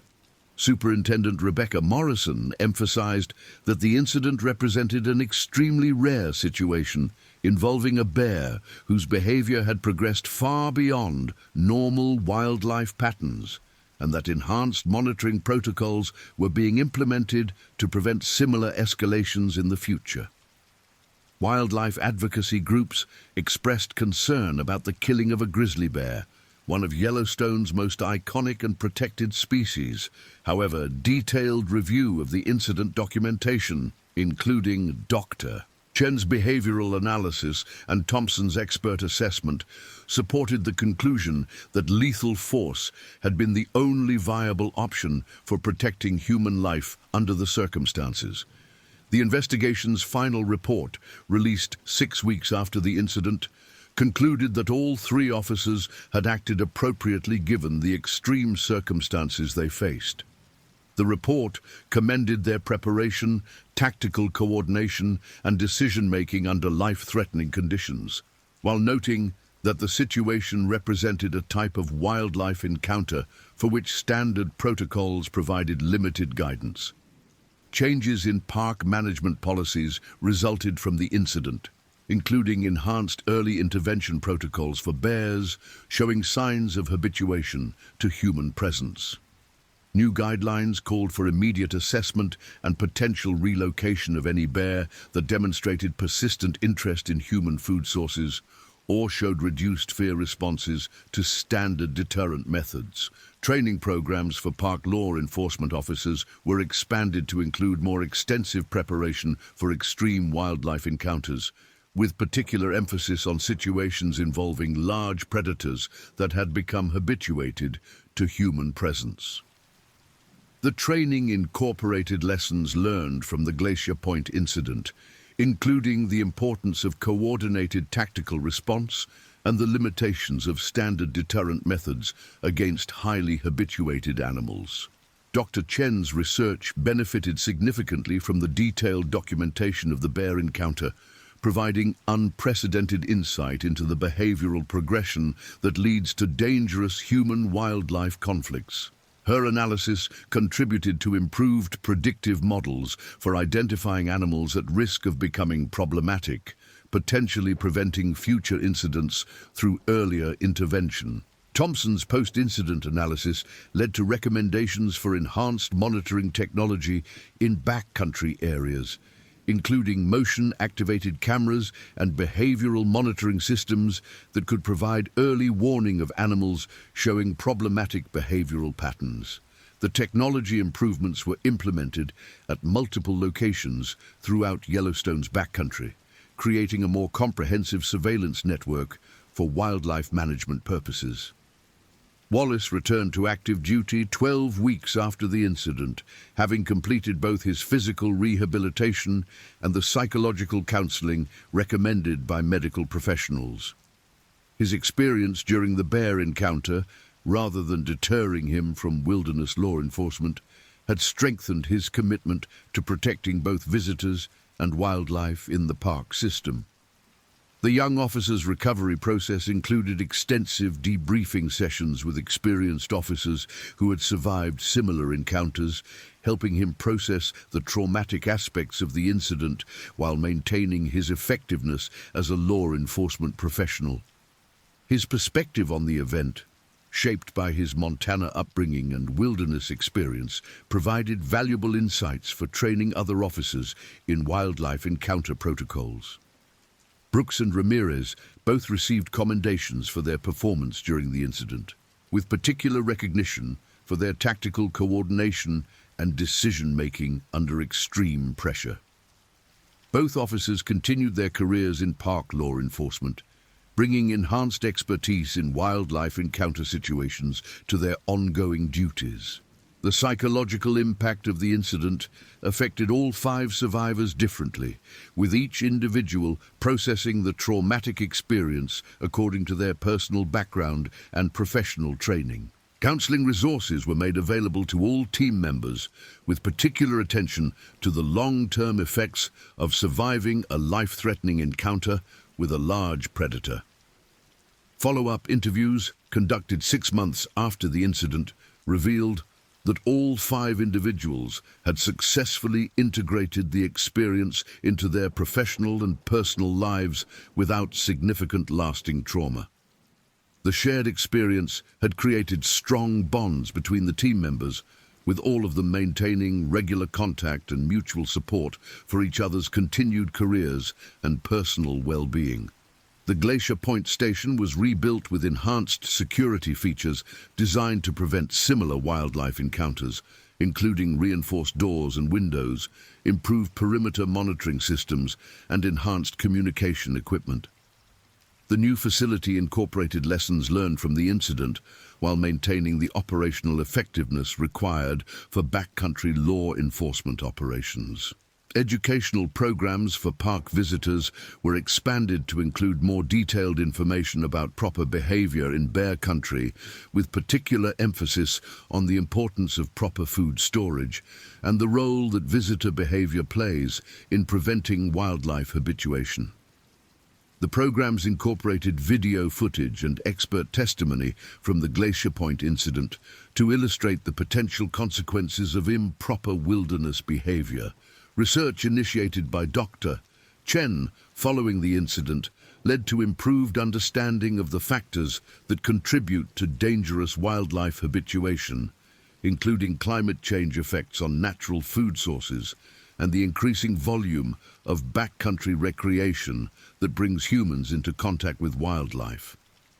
Her work contributed to national-level policy discussions about balancing public access to wilderness areas with wildlife conservation and public safety concerns. The incident became a case study in law enforcement training programs throughout the federal land management system, with the detailed documentation providing valuable lessons for officers who might face similar situations in the future. The training materials emphasized the importance of early recognition of escalating wildlife situations and the coordinated tactical response that had proved effective at Glacier Point. Thompson's post-incident career focused on developing improved protocols for managing human-wildlife conflicts, drawing on his experience from the Glacier Point encounter to design intervention strategies that could prevent similar escalations. His work contributed to significant improvements in how park systems throughout North America address problematic wildlife behavior. 1 year after the incident, all 5 survivors participated in a memorial service for the grizzly bear that had been killed during the encounter. The service, conducted at the rebuilt Glacier Point station, acknowledged the tragedy of losing one of Yellowstone's magnificent predators while recognizing the necessity of the actions taken to protect human life. The memorial service included dedication of an educational display about human-wildlife coexistence, featuring information about proper wilderness behavior and the importance of maintaining appropriate boundaries between humans and wildlife. The display incorporated Dr. Chen's research findings and Thompson's management recommendations to help prevent future conflicts. Wallace, now fully recovered and serving as a field training officer for New Park law enforcement personnel, often used his experience from the Glacier Point incident to illustrate important principles of wilderness safety and tactical decision-making. His first-hand perspective on the encounter provided powerful teaching moments for officers beginning their careers in backcountry law enforcement. The incident's impact extended beyond individual careers to influence broader policy discussions about wildlife management in national parks. Congressional hearings examined the balance between conservation goals and public safety, with testimony from all 5 survivors contributing to legislative discussions about funding and resources for wildlife management programs. Insurance and legal proceedings related to the incident were resolved within 18 months, with all parties acknowledging that the officers' actions had been appropriate given the extreme circumstances they faced. The legal review process provided additional validation of the tactical decisions made during the encounter, while identifying systemic issues that had contributed to the dangerous situation. Long-term monitoring of the Glacier Point area revealed no recurrence of problematic bear behavior, suggesting that enhanced management protocols implemented after the incident were effective in preventing similar escalations. The area continued to support healthy grizzly bear populations while maintaining appropriate boundaries between wildlife and human visitors. The incident's documentation contributed to scientific literature on human-wildlife interactions, with multiple research papers analyzing different aspects of the encounter and its implications for wildlife management. The peer-reviewed publications helped disseminate lessons learned from the Glacier Point incident to wildlife managers and researchers worldwide. 5 years after the incident, all 5 survivors remained active in their respective careers, each having incorporated the experience into their professional development in positive ways. Their continued collaboration on training programs and policy development ensured that the lessons learned from their traumatic encounter would benefit future generations of wilderness professionals and park visitors. The Glacier Point incident ultimately served as a catalyst for significant improvements in how America's national parks balance conservation goals with public safety requirements. The detailed documentation and analysis of the encounter provided unprecedented insights into the complex factors that can lead to dangerous human-wildlife conflicts, while the survivors' professional response to the situation demonstrated the effectiveness of proper training and tactical coordination in extreme circumstances. The legacy of the incident continues to influence wilderness management practices, law enforcement training programs, and public education efforts throughout the national park system. The lessons learned from those critical minutes on June 14, 2025, when 3 law enforcement officers faced a life-threatening encounter with one of North America's most powerful predators, continue to protect both human visitors and wildlife populations in America's most treasured wilderness areas. The next stories, August 25, 2024. Grizzly bear mauls newlywed couple in RV, destroys $120,000 vehicle. The morning sun cast long shadows across the rugged peaks of Glacier National Park as Mark Andrew Grant adjusted the awning on their brand new Winnebago View 24V, a gleaming white and silver monument to their recent good fortune and eternal optimism. At 32, Mark possessed the kind of restless energy that had served him well in his career as a software engineer for a rapidly expanding tech startup in Denver, Colorado. His sandy brown hair caught the early light as he methodically checked each connection point, his engineer's mind automatically cataloging potential failure points even in moments of leisure. The recreational vehicle represented more than just a purchase to Mark and his bride of 11 days, Alyssa Marie Grant, née Thompson. It was their chariot for a dream honeymoon, a mobile sanctuary that would carry them through some of the most breathtaking wilderness in North America. Alyssa emerged from the RV's interior, her auburn hair pulled back in a messy bun that somehow managed to look perfectly styled, wearing yoga pants and an oversized University of Colorado sweatshirt that had belonged to Mark during their college years.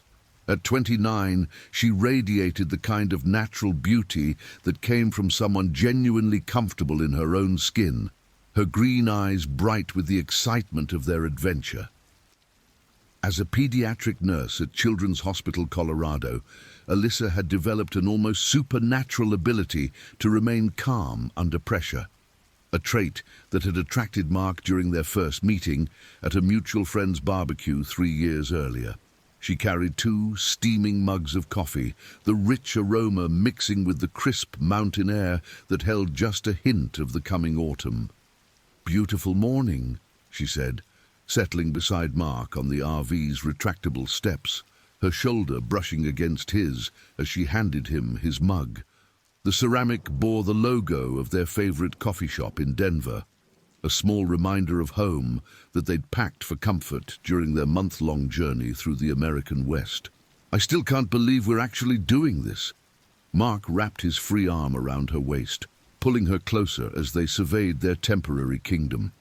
They had positioned the RV at Site 47 in the Apgar campground, strategically chosen after hours of research and planning that had consumed Mark's methodical nature for months leading up to their wedding. The site offered partial shade from towering Douglas firs and western hemlocks, with clear sightlines to Lake McDonald, sparkling in the distance like scattered diamonds.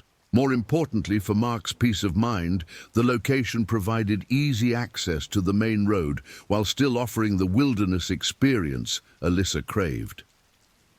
27 more days, Mark said, consulting the detailed itinerary he'd laminated and clipped to the RV's interior wall.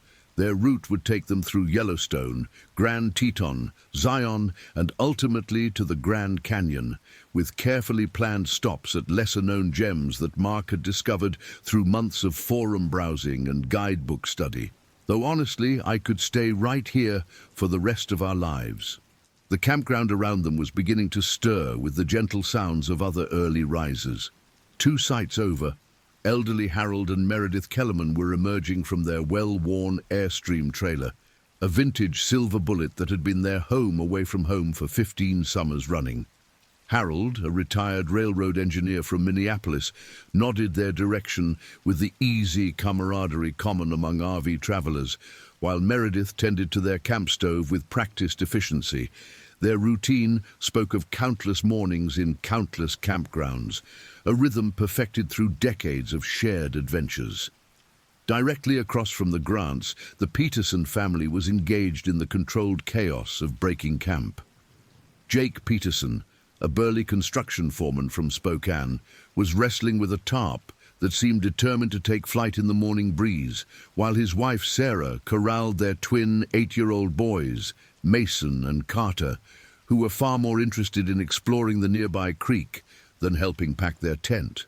Sarah, a high school English teacher with infinite patience for young energy, somehow managed to keep the family organized while maintaining her sense of humor about their boys' endless enthusiasm for adventure. The campground host, Robert Rudy McNamara, was making his morning rounds in a battered but reliable pickup truck that had seen more wilderness miles than most people see in a lifetime.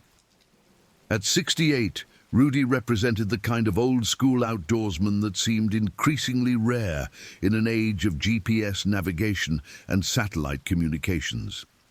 His weathered face told stories of decades spent in the backcountry, first as a seasonal ranger, then as a wilderness guide, and now in semi-retirement as a volunteer campground host.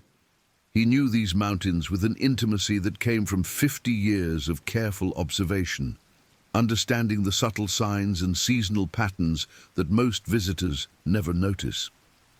"Morning, folks," Rudy called out as he approached their site, his truck's engine ticking as it cooled. "Everything's settling in all right? Need any recommendations for your stay?" Mark stood to greet him, coffee mug still in hand, his natural friendliness overriding any impulse toward privacy. "Actually, yes. We're hoping to do some hiking today, maybe something with good views but not too strenuous. My wife's a runner, but I spend most of my time behind a computer." Rudy's eyes automatically catalogued their gear, their clothing, their general level of preparedness, with the unconscious assessment of someone who had seen too many unprepared visitors venture into unforgiving terrain. The Grants seemed well-equipped and sensible, their expensive RV stocked with quality gear that suggested they took outdoor activities seriously, even if they weren't experts. "Trail of the Cedars is perfect for a first day," he suggested, pointing toward the distant trailhead. 2-mile loop, mostly boardwalk, spectacular old-growth forest. From there you can extend to Avalanche Lake if you're feeling ambitious. Another 2 miles each way, but worth every step. Alyssa perked up at the suggestion, her nurse's training automatically considering the physical demands and potential risks. "How's the bear activity been lately? I know we're supposed to carry spray, but I want to be realistic about what we might encounter." Rudy's expression grew more serious, his casual demeanor shifting to the focused attention of someone discussing life and death matters. "Black bears mostly, and they're pretty predictable if you follow the rules. Make noise, secure your food, give them space if you see them. We haven't had any significant incidents in the campground this season." He paused, glancing toward the dense forest that pressed close to the developed area. "There have been some grizzly sightings on the higher trails, but they tend to avoid the popular day hikes. Just be smart about it. Travel together, carry your spray where you can reach it quickly, and trust your instincts." The conversation was interrupted by a commotion from the Peterson campsite, where one of the twins had managed to get his shoe stuck in the creek and was now wailing at the perceived injustice of wet socks. Sarah Peterson shot an apologetic glance toward the Grants, while Jake waded into the shallow water to effect a rescue, muttering good-natured complaints about the impossibility of keeping 8-year-old boys dry in the wilderness. "Welcome to family camping," Rudy chuckled, tipping his weathered baseball cap. "You folks enjoy your honeymoon while you can still sleep past sunrise." As Rudy continued his rounds, Mark and Alyssa finished their coffee and began preparing for their first adventure as a married couple in the wilderness. The morning routine felt both familiar and exotic. Familiar because they had lived together for 2 years before their wedding. Exotic because everything seemed heightened by their new status and the dramatic setting.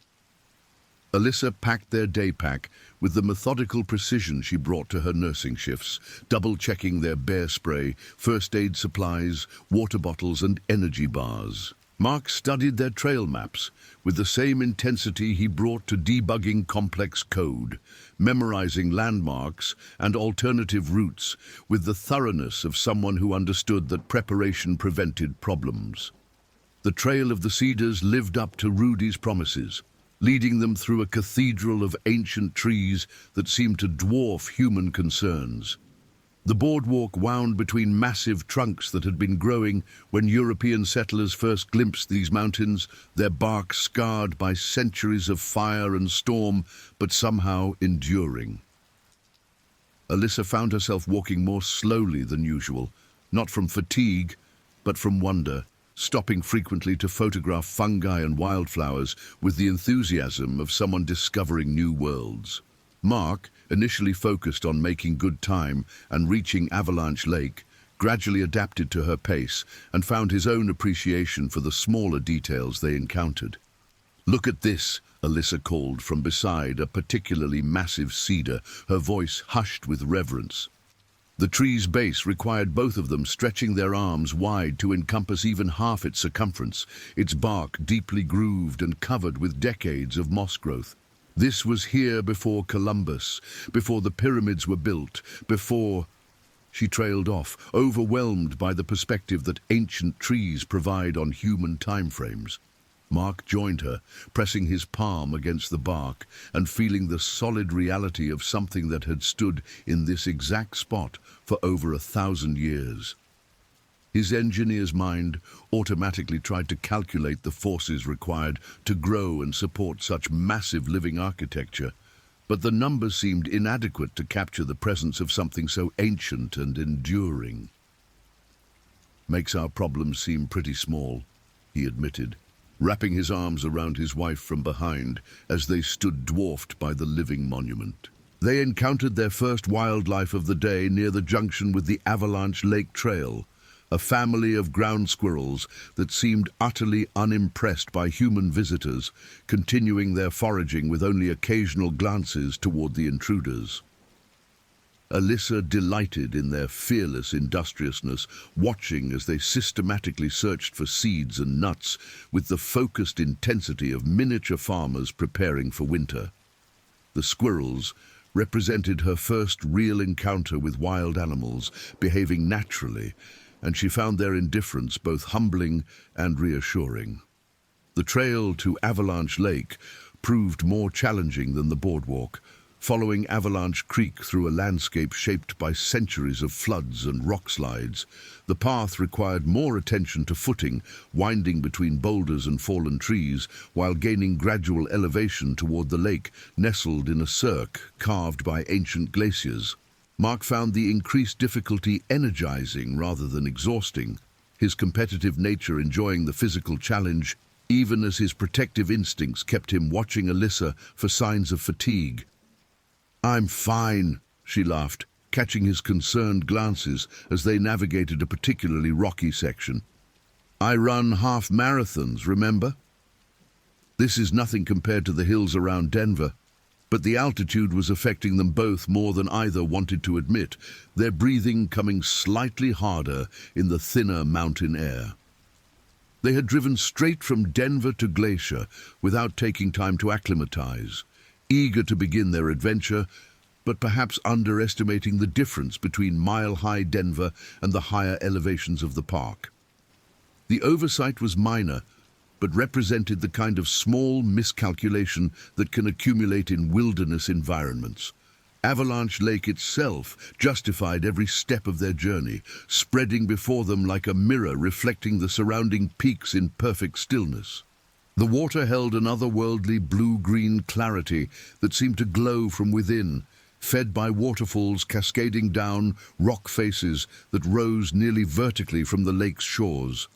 They found a flat boulder near the water's edge and settled down for lunch, sharing sandwiches and trail mix while absorbing the profound quiet that only exists in places where human noise cannot penetrate.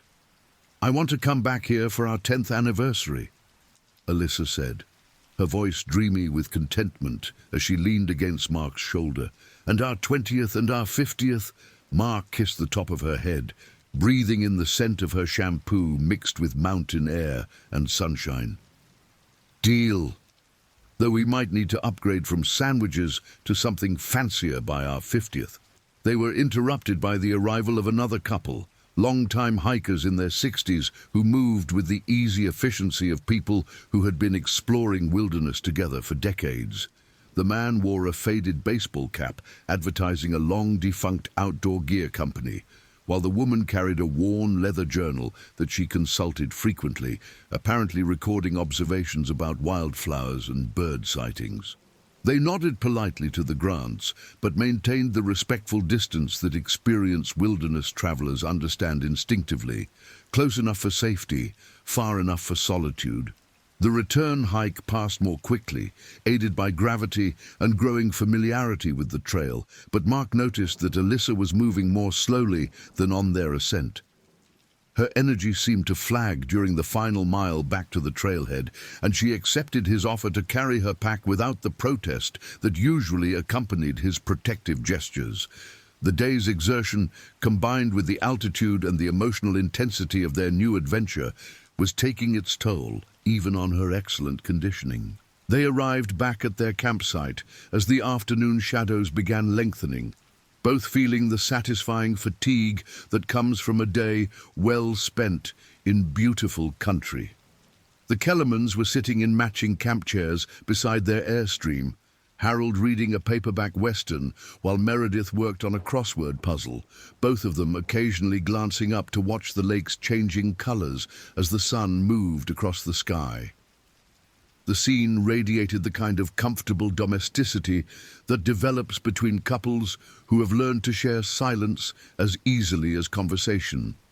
The Peterson family had returned from their own adventures, the twins now clean and dry, but showing the telltale signs of a day spent in enthusiastic exploration: grass stains on their clothes, dirt under their fingernails, and the slightly wild look in their eyes that comes from too much excitement and too little rest. Sarah was attempting to corral them for quiet time, while Jake worked on starting a campfire, his construction experience evident in the systematic way he arranged kindling and paper for maximum efficiency. "How was the hiking?" Harold called out as Mark began setting up their own camp chairs beside the RV. The railroad engineer's friendly curiosity was genuine, reflecting the social nature of campground life, where temporary neighbors often become fast friends, united by their shared appreciation for outdoor adventures. "Spectacular," Alyssa replied, settling into her chair with a grateful sigh. "Avalanche Lake was worth every step, though I think I'm going to feel tomorrow's hike in muscles I forgot I had." Meredith looked up from her crossword with a sympathetic smile. "First day is always the hardest. Your body needs time to remember how to walk on uneven ground instead of sidewalks and gym treadmills. We always plan an easy day after our first hike, give ourselves time to adjust." The conversation drifted into the easy exchange of travel stories and recommendations that forms the social fabric of campground life. Harold and Meredith had been visiting Glacier for 15 years, accumulating detailed knowledge about trails, wildlife viewing opportunities, and the subtle seasonal changes that marked the park's rhythm. Jake and Sarah represented the other end of the spectrum, first-time visitors who were discovering the challenges and rewards of wilderness camping with young children. The Grants found themselves somewhere between these extremes, experienced enough to appreciate good advice, but knew enough to feel genuine excitement about their discoveries. As evening approached, Rudy McNamara made another pass through the campground, stopping to chat with various campers and checking that food storage regulations were being followed. His practiced eye automatically assessed each site for potential problems. Improperly stored food that might attract bears, campfires that weren't adequately contained, gear that might blow away in the mountain winds that often picked up after sunset. The vigilance was unobtrusive but constant, reflecting decades of experience with the ways that small oversights could escalate into serious problems. "Everything looking good," he observed, noting that the Grants had properly stowed their cooler inside the RV and secured their camp chairs against potential wind. "Weather's supposed to hold through tomorrow, but we might see some afternoon thunderstorms later in the week. Just keep an eye on the sky if you're planning any long hikes." Mark appreciated the practical advice, automatically filing it alongside the dozens of other small details he was collecting about wilderness travel. His engineering background made him naturally systematic about gathering information, but he was discovering that wilderness travel required a different kind of knowledge than the logical frameworks he was accustomed to navigating. Weather patterns, animal behavior, and environmental conditions followed patterns that were predictable in general terms, but highly variable in specific instances, requiring a kind of intuitive flexibility that didn't come naturally to his methodical nature. Dinner consisted of carefully planned camp food that Alyssa had researched and purchased during their pre-trip preparations. She had invested considerable time in learning about lightweight, nutritious meals that could be prepared with minimal equipment, treating the challenge with the same systematic approach she brought to her nursing career. The result was surprisingly sophisticated. Pasta with sun-dried tomatoes and pine nuts, complemented by a salad of fresh vegetables that would need to be consumed before they spoiled. They ate by candlelight at the RV's fold-out table, the simple meal elevated by their surroundings and the satisfaction of physical accomplishment. "This is perfect," Mark said, reaching across the small table to take Alyssa's hand. "Better than any restaurant." The evening air carried the sounds of their temporary community, the Kellerman's quiet conversation punctuated by Harold's occasional chuckles at his paperback, The Peterson twins' muffled arguments from inside their tent, where they were supposedly settling down for sleep. The distant calls of loons from the lake, mixing with the closer sound of wind in the trees. The audio landscape felt both peaceful and alive, a reminder that they were visitors in a world that continued its ancient rhythms regardless of human presence. As darkness settled over the campground, Mark and Alyssa retreated inside their mobile sanctuary for their first night sleeping in the wilderness as a married couple. The RV's interior felt cozy and secure, its modern amenities providing a comfortable buffer between civilization and the vast wilderness beyond their walls. Alyssa had added personal touches during their first day.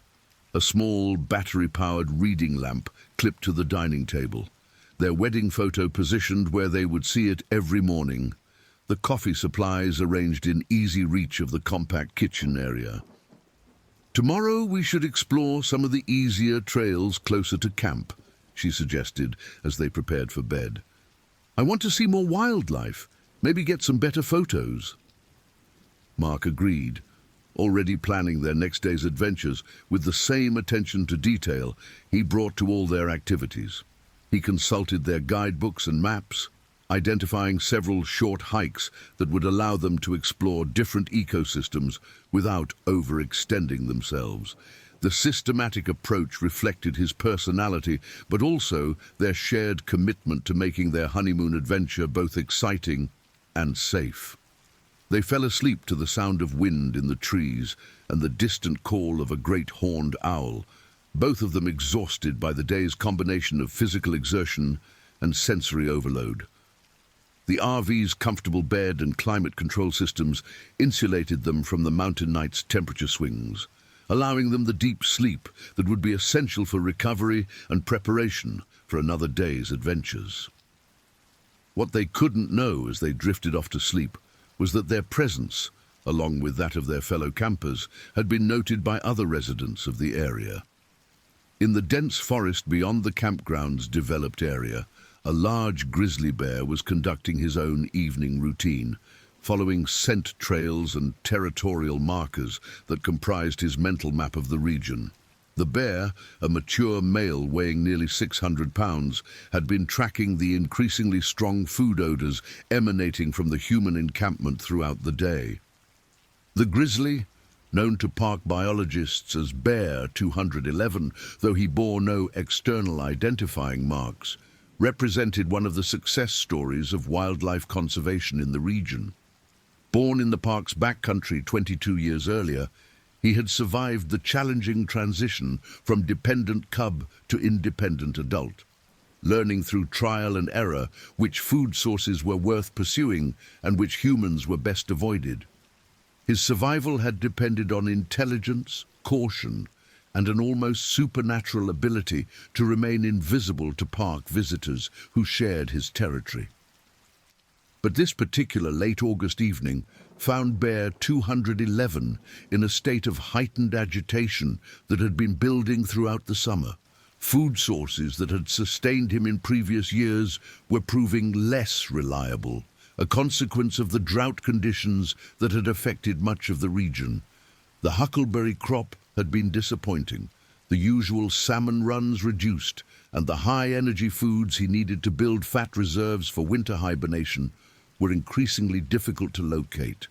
His growing desperation was pushing him to consider risks that he had previously avoided, including closer investigation of human food sources that his experience had taught him to approach with extreme caution.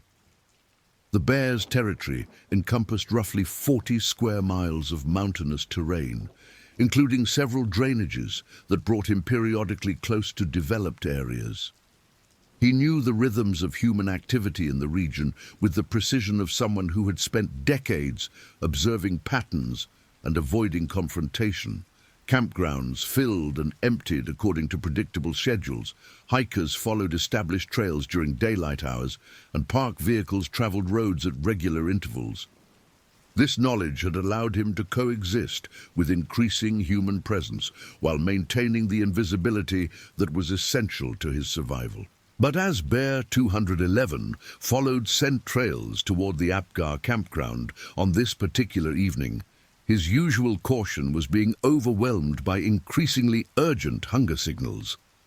The complex aromas drifting from the developed area included not just the appealing scents of human food, but also the distinctive odors of soap, toothpaste, and other toiletries that bears often found attractive. His sensitive nose could distinguish between different campsites, cataloging the relative food security measures and identifying the most promising opportunities for investigation. The RV sites presented particular challenges for a bear's assessment. Unlike tent camping, where food odors were often poorly contained and easily accessible, recreational vehicles provided better food storage and created physical barriers that complicated approach and escape routes. But they also concentrated food odors in smaller spaces and often lulled their occupants into a false sense of security that led to relaxed food storage practices. Bear 211's limited experience with RVS had taught him that they often contained large quantities of food that might be accessible through doors, windows, or the thin aluminum walls that separated their contents from the outside world. As the bear moved through the forest surrounding the campground, his route took him past several other campsites before approaching the area where the Grants had positioned their gleaming recreational vehicle. His approach was methodical and cautious, utilizing cover and moving slowly to avoid detection while gathering information about potential threats and opportunities. Decades of survival had taught him to assess each situation thoroughly before committing to any course of action that might expose him to danger or confrontation. The campground security lighting provided enough illumination for the bear to observe human activity patterns while remaining concealed in the shadows beyond the developed area. He watched the evening routines of various campers, noting which sites showed signs of food preparation and which had been most careful about cleaning up afterward. His intelligence, honed by years of risk assessment, automatically calculated the relative advantages and disadvantages of different approach options. The Grants RV attracted his attention for several reasons beyond the concentrated food odors that emanated from its interior. The vehicle was positioned at the edge of the campground, where tree cover approached closest to the developed sites, providing better concealment for approach and potential escape routes. More significantly, the RV showed signs of recent cooking activity and appeared to contain larger quantities of food than the typical tent camping setup. The bear's assessment identified it as both the most rewarding and most accessible target in the immediate area. What Bear 211 could not assess from his concealed observation position was the relative experience level of the RV's occupants. Had he been able to determine that Mark and Alyssa were newcomers to wilderness camping, his decision-making process might have been different.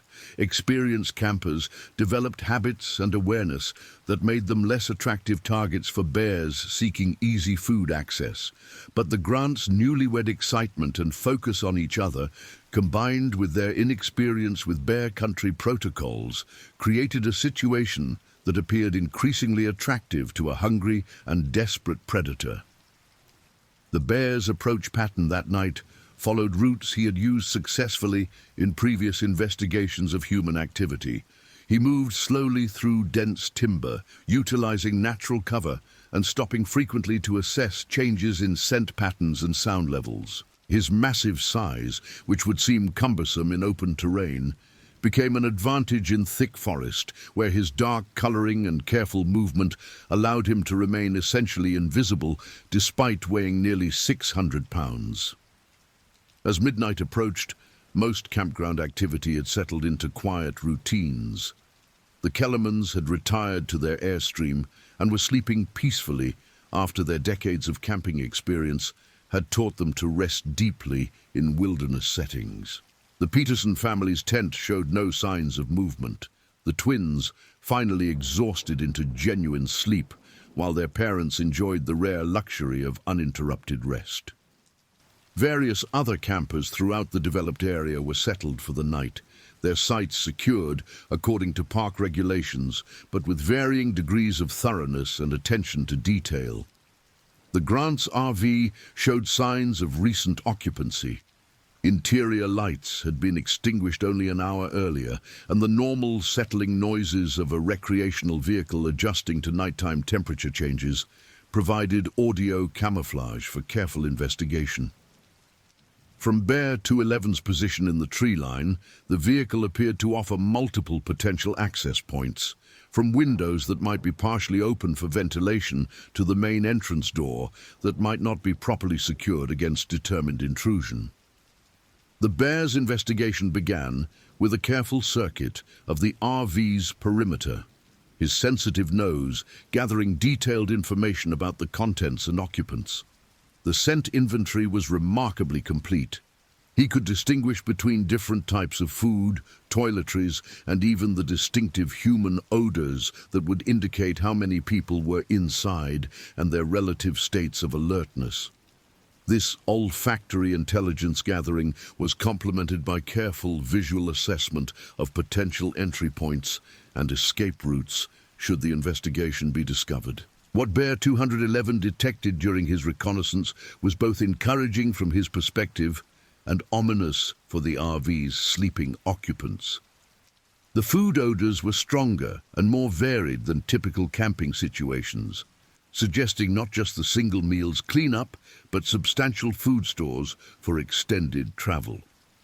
More concerning was his assessment that the vehicle's occupants appeared to be deeply asleep, their breathing patterns and lack of movement indicating the kind of exhausted rest that would make them slow to respond to intrusion. The Bear's decision to escalate from investigation to direct action was influenced by several factors converging in that critical moment shortly after midnight. His growing desperation for high-calorie food sources was combining with an assessment that the risks of confrontation were acceptably low and the potential rewards were correspondingly high. The RV's position at the edge of the campground provided good escape routes if the situation became dangerous, while its occupants appeared to be in a condition that would prevent effective resistance or deterrence.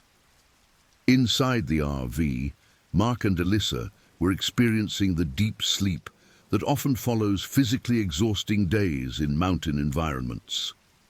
The combination of altitude, exercise, and emotional intensity had left them both more tired than usual, and their urban backgrounds had not prepared them for the subtle awareness that experienced wilderness campers develop about nighttime sounds and potential threats. Their sleep was profound and restorative, but also dangerously deep for their current environment. The RV's climate control system was cycling quietly, maintaining comfortable interior temperatures while also masking external sounds that might have awakened more alert sleepers. The vehicle's excellent insulation, which provided comfort and energy efficiency during normal use, also served to isolate its occupants from the audio environment that might have warned them of approaching danger. They slept peacefully and vulnerably, trusting in civilization's barriers to protect them from the wilderness that pressed close around their temporary sanctuary.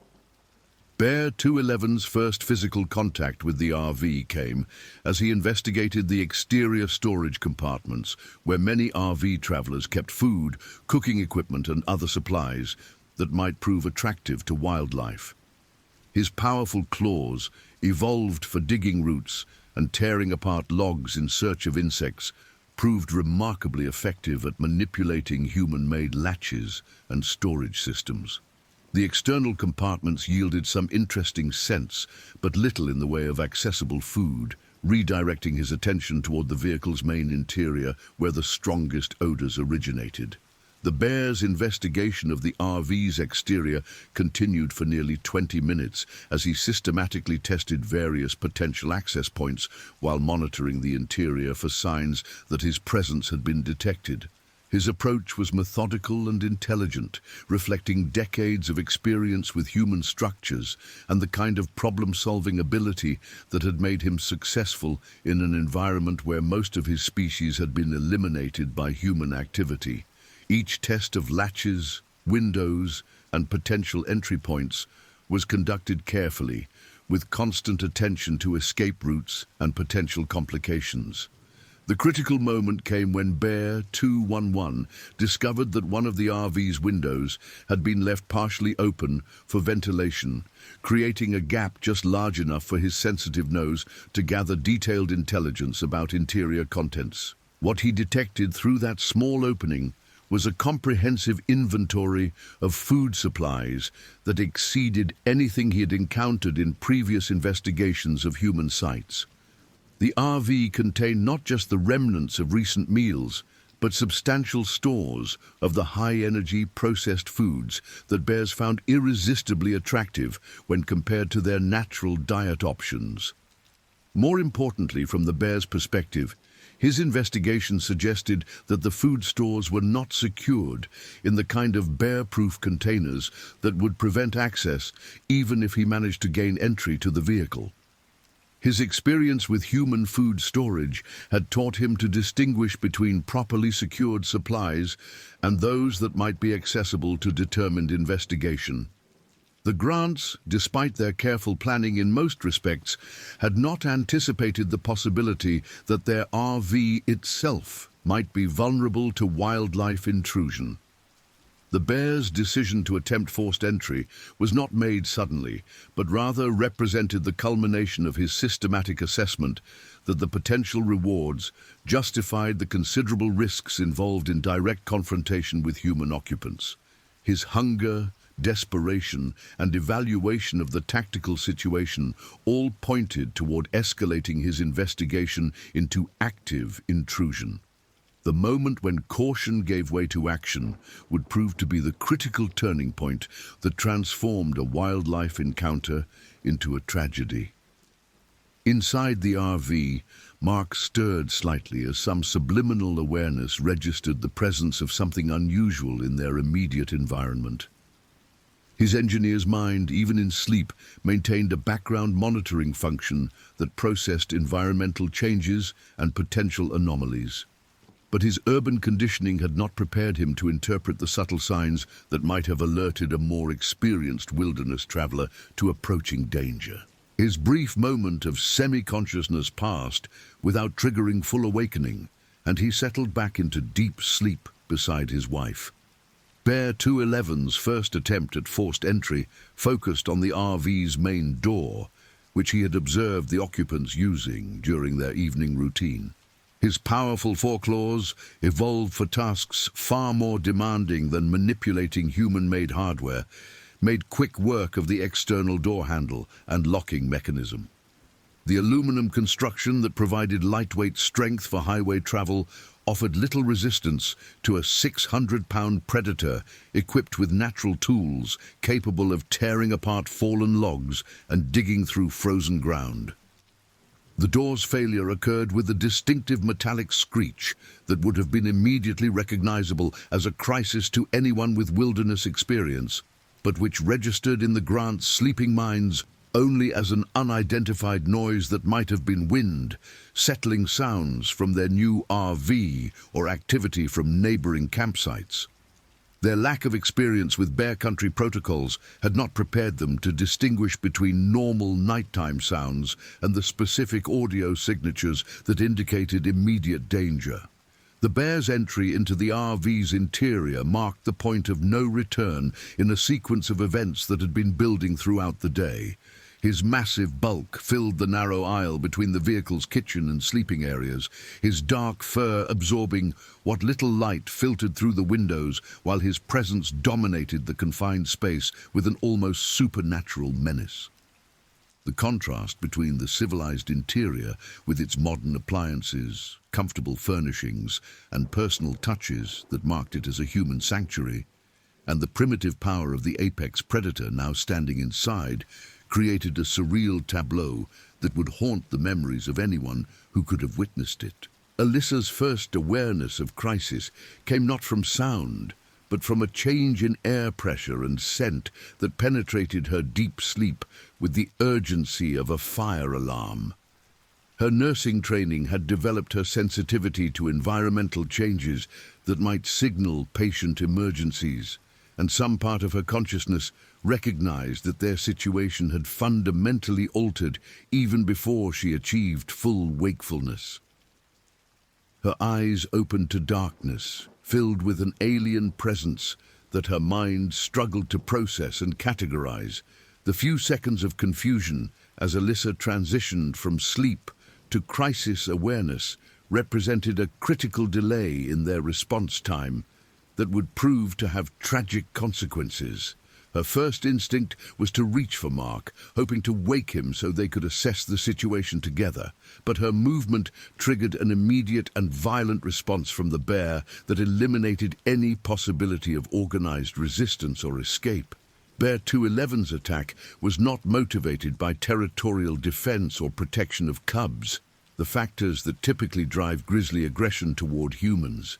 Instead, his assault represented the frustrated hunger and desperation of a large predator that had committed to accessing food resources and encountered unexpected resistance in the form of human occupants who stood between him and his objective. The violence that followed was both shocking in its suddenness and devastating in its efficiency, demonstrating why grizzly bears remained apex predators despite centuries of human encroachment on their territory. Mark's awakening came simultaneously with the first physical contact, as 6-inch claws raked across his torso with the force and precision of industrial equipment. His software engineer's logical mind, trained to analyze problems systematically and develop methodical solutions, proved utterly inadequate for processing the reality of a massive predator attacking him in the confined space of their honeymoon sanctuary. The cognitive dissonance between their romantic adventure and the nightmare now unfolding created a moment of paralysis that proved fatal. The RV's interior, designed for human comfort and efficient use of limited space, became a death trap when occupied by an enraged grizzly bear. The narrow aisles prevented escape or evasive movement, while the lightweight construction that made the vehicle suitable for highway travel offered no protection against an animal whose evolved capabilities included dismantling much more substantial natural barriers. What had been a mobile home became a cage containing apex predator and helpless prey. Alyssa's screams, when they finally broke free from her paralyzed throat, carried across the quiet campground with a clarity and urgency that penetrated the sleep of nearby campers like physical blows. The sound was unmistakably human distress at the most fundamental level, communicating danger and desperate need for help in a language that transcended all cultural and linguistic barriers. Her voice carried not just fear, but the terrible recognition of absolute helplessness in the face of overwhelming natural force. Harold Kellerman's response to the screaming was immediate and instinctive, decades of outdoor experience having taught him to distinguish between normal campground disturbances and genuine emergencies. He was moving toward his Airstream's door before fully awakening, his railroad engineer's training having developed reflexes for crisis response that operated independently of conscious thought. Meredith was right behind him, both of them emerging into the night air with the kind of coordinated efficiency that develops between couples who have faced unexpected challenges together for over 40 years. "That's the newlywed site," Harold said, his voice carrying the grim certainty of someone who understood that screams of that intensity indicated life-threatening crisis. "Call 911. I'm going to see what I can do." The Petersons were experiencing their own awakening crisis as Sarah struggled to keep the twins calm, while Jake grabbed the first weapon he could find, a heavy-duty flashlight that doubled as an emergency club. His construction experience had taught him that sometimes the most important response to crisis was immediate action, even when the optimal solution wasn't clear. The screaming from the Grant site was continuing, but with a quality that suggested the situation was deteriorating rapidly. Rudy McNamara's response was the most systematic, his decades of wilderness experience having prepared him for exactly this type of emergency. His campground host quarters were equipped with communication equipment, emergency supplies, and protocols developed through years of dealing with wildlife encounters. But even as his hands automatically dialed emergency numbers and grabbed bear spray, his experience told him that response time would likely be measured in minutes that the situation might not provide.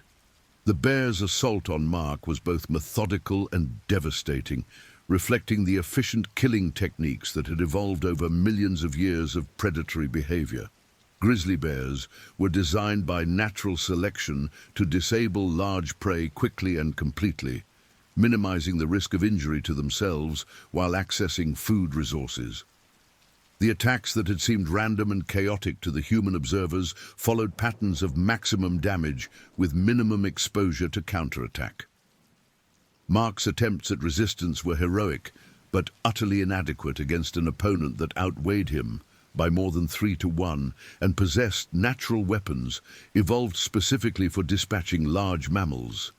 His software engineering career had developed problem-solving skills and logical thinking, but provided no preparation for the kind of physical combat that was determining his survival. The civilized world that had shaped his responses offered no frameworks for dealing with prehistoric levels of violence. The RV's destruction was proceeding with shocking efficiency as the bear's movements, constrained by the vehicle's narrow interior, created systematic damage to walls, furniture, and structural elements. The aluminum construction that had seemed so modern and well-designed was being torn apart like paper by an animal whose natural environment included much more challenging barriers. What had taken human engineers months to design and build was being reduced to debris in minutes. Alyssa's survival instincts, honed by years of emergency nursing where split-second decisions determined patient outcomes, finally overcame her initial paralysis and allowed her to begin looking for escape opportunities. Her assessment of their tactical situation was grimly realistic. Mark was beyond help. The bear was focused on him, but would likely turn to her next, and her only chance was to escape from the RV before she became the predator's next target. The exterior sounds of approaching help provided both hope and additional terror, as Alyssa realized that other people were about to expose themselves to the same danger that had already proved fatal for Mark. Her nursing ethics, which prioritized patient welfare above personal safety, created a terrible conflict between her survival instincts and her training to protect others from harm. The approaching voices of would-be rescuers represented both salvation and the possibility that the tragedy would escalate to include multiple victims. Harold Kellerman's approach to the Grant's RV was cautious but determined, his decades of outdoor experience having taught him to balance aggressive response with tactical awareness. He carried the largest flashlight from their airstream, along with a canister of bear spray that had been part of their camping equipment for 15 years, but never used in an actual emergency. His railroad background had developed crisis management skills that emphasized systematic assessment and coordinated response rather than individual heroics. The scene that greeted Harold as he approached the damaged RV was beyond anything his long experience had prepared him to handle. The vehicle's exterior showed clear signs of forced entry, with the main door hanging at an impossible angle and aluminum siding torn away in sections that revealed the interior chaos beyond. The sounds emanating from inside were a mixture of human screaming, animal growling, and structural destruction that painted a picture of ongoing catastrophe. "Alyssa!" Harold called out, hoping to establish communication with survivors while maintaining enough distance to avoid becoming additional victims. "Can you hear me? We're calling for help." The bear's response to external human voices was to intensify his assault rather than retreat, his predatory instincts interpreting the additional activity as potential threats to his control of the food source he had claimed. Bear 211's territorial aggression, triggered by his initial intrusion and now reinforced by the presence of multiple humans, was escalating the situation beyond simple food acquisition into a more complex defensive scenario. Jake Peterson's arrival at the scene brought construction-trained crisis response and a father's protective instincts that overrode normal self-preservation considerations. His assessment of the situation was pragmatic and action-oriented. There were people in immediate danger, conventional rescue approaches were inadequate, and decisive intervention was required regardless of personal risk. The heavy-duty flashlight in his hands was designed for industrial use and represented the closest thing to a weapon available in their civilian camping supplies. "We need to get that bear out of there," Jake said, his construction foreman's experience with dangerous situations providing frameworks for emergency decision-making. "If we can create enough noise and distraction, maybe we can give her a chance to escape." The coordinated approach that developed between Harold, Jake, and the other campers who began arriving represented the kind of spontaneous cooperation that emerges during crisis when trained individuals recognize their mutual dependence. But their civilian camping equipment and lack of specific training for wildlife encounters created significant limitations on their tactical options.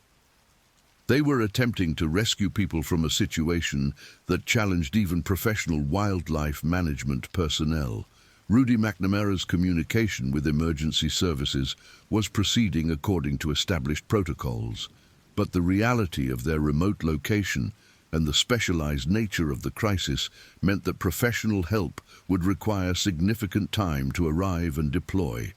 The nearest helicopter capable of emergency response was based over an hour away, while ground-based wildlife management teams would need even longer to reach their location and assess the situation. "We've got a grisly attack in progress at Apgar Campground, Site 47, Rudy reported, his voice maintaining professional calm despite his growing understanding of the situation's severity. "Multiple victims, RV destroyed, animals still on scene and active. We need immediate helicopter response and full wildlife management support." The emergency dispatcher's response reflected both the seriousness with which such calls were treated and the logistical challenges involved in providing immediate assistance to wilderness locations. Multiple agencies would need to be coordinated: medical helicopters, wildlife management teams, law enforcement and park service personnel, all while the crisis continued to unfold in real time. Inside the destroyed RV, Alyssa's situation was becoming increasingly desperate as the bear's attention began shifting from Mark's motionless form to her position near what remained of the sleeping area. Her nursing experience with trauma patients had prepared her to function despite shocking injuries and emotional trauma, but the confined space and continued presence of an active predator limited her options to basic survival responses. Her escape attempt came when Bear 211's attention was momentarily focused on investigating the RV's food storage areas, providing a brief window when his massive bulk was blocking her direct line of sight, but also preventing him from immediately intercepting her movement. The decision to move was based more on desperation than tactical assessment, but represented her best and possibly only chance to avoid sharing Mark's fate. Alyssa's emergence from the RV's emergency window was witnessed by the assembled campers with a mixture of relief and horror, as her condition clearly indicated the severity of what had occurred inside the vehicle. Her injuries, while not immediately life-threatening, were extensive enough to require immediate medical attention and demonstrated the bear's capacity for inflicting devastating damage even during relatively brief encounters. "She's out!" Jake shouted, immediately moving to help extract Alyssa from the damaged window. while maintaining awareness of the continued threat posed by the bear inside the RV. "We need to get her clear and secure before that thing comes after her." The rescue coordination that followed demonstrated both the capabilities and limitations of civilian response to wildlife emergencies. The assembled campers possessed various relevant skills: Harold's outdoor experience, Jake's crisis management background, Sarah's teaching experience with emergency procedures, and others' specialized knowledge, but lacked the equipment and training specifically designed for dealing with aggressive, large predators. Bear 211's response to losing his primary target was to escalate his destructive behavior inside the RV, systematically tearing apart interior fittings and furnishings in search of the food resources that had originally motivated his intrusion. The systematic destruction was both terrifying to observe and strategically significant, as it suggested the bear's continued focus on the RV rather than pursuing the escaped victim or engaging the external human activity. The tactical assessment shared among the rescuers was that their primary objectives were to maintain Alyssa's safety, prevent additional casualties among the gathering crowd of helpers, and avoid actions that might redirect the bear's attention toward human targets. These goals required balancing immediate medical needs against security considerations in a situation where conventional emergency response protocols provided limited guidance.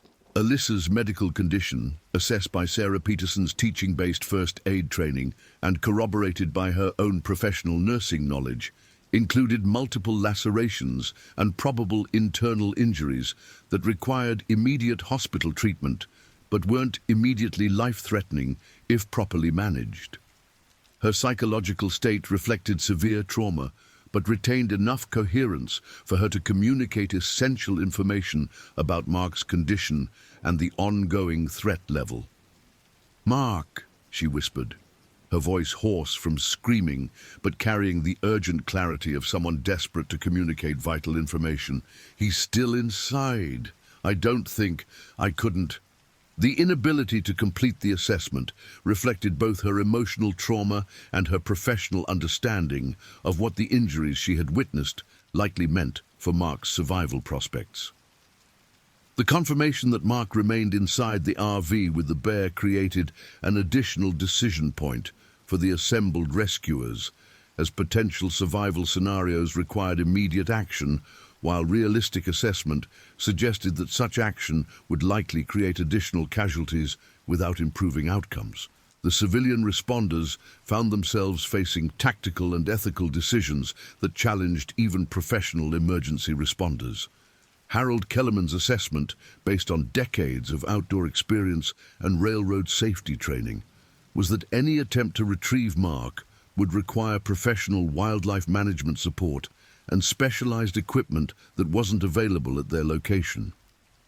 "We need to focus on keeping everyone else safe until the professionals arrive," he said, his voice carrying the authority of someone accustomed to making difficult decisions under pressure.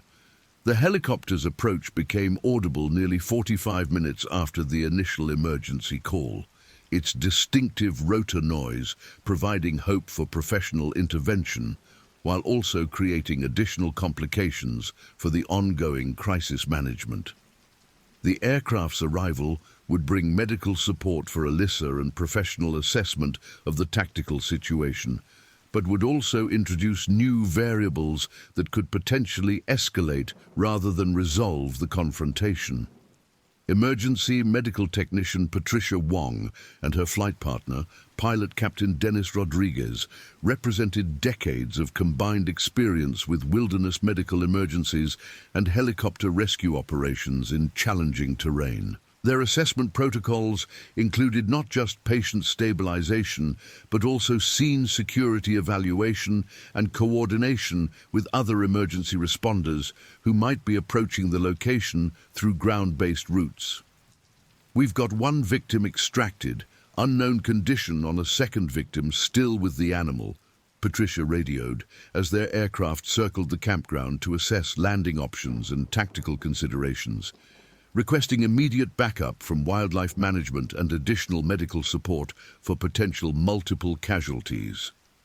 The helicopter's downwash as it approached its landing zone created additional chaos in an already complex situation, scattering camping equipment and creating visibility problems, while also potentially agitating the bear, whose behavior remained unpredictable and dangerous.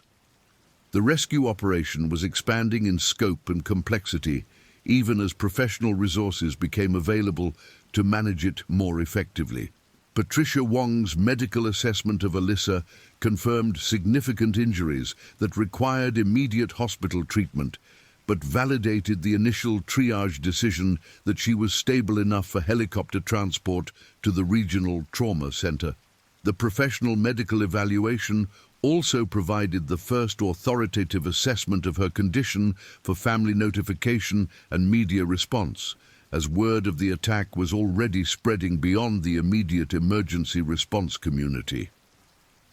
Multiple lacerations, possible internal bleeding, severe psychological trauma, but conscious and coherent, Patricia reported as she began establishing IV access and preparing Alyssa for transport. She'll need full trauma workup and probably surgery, but prognosis is good if we can get her to definitive care quickly.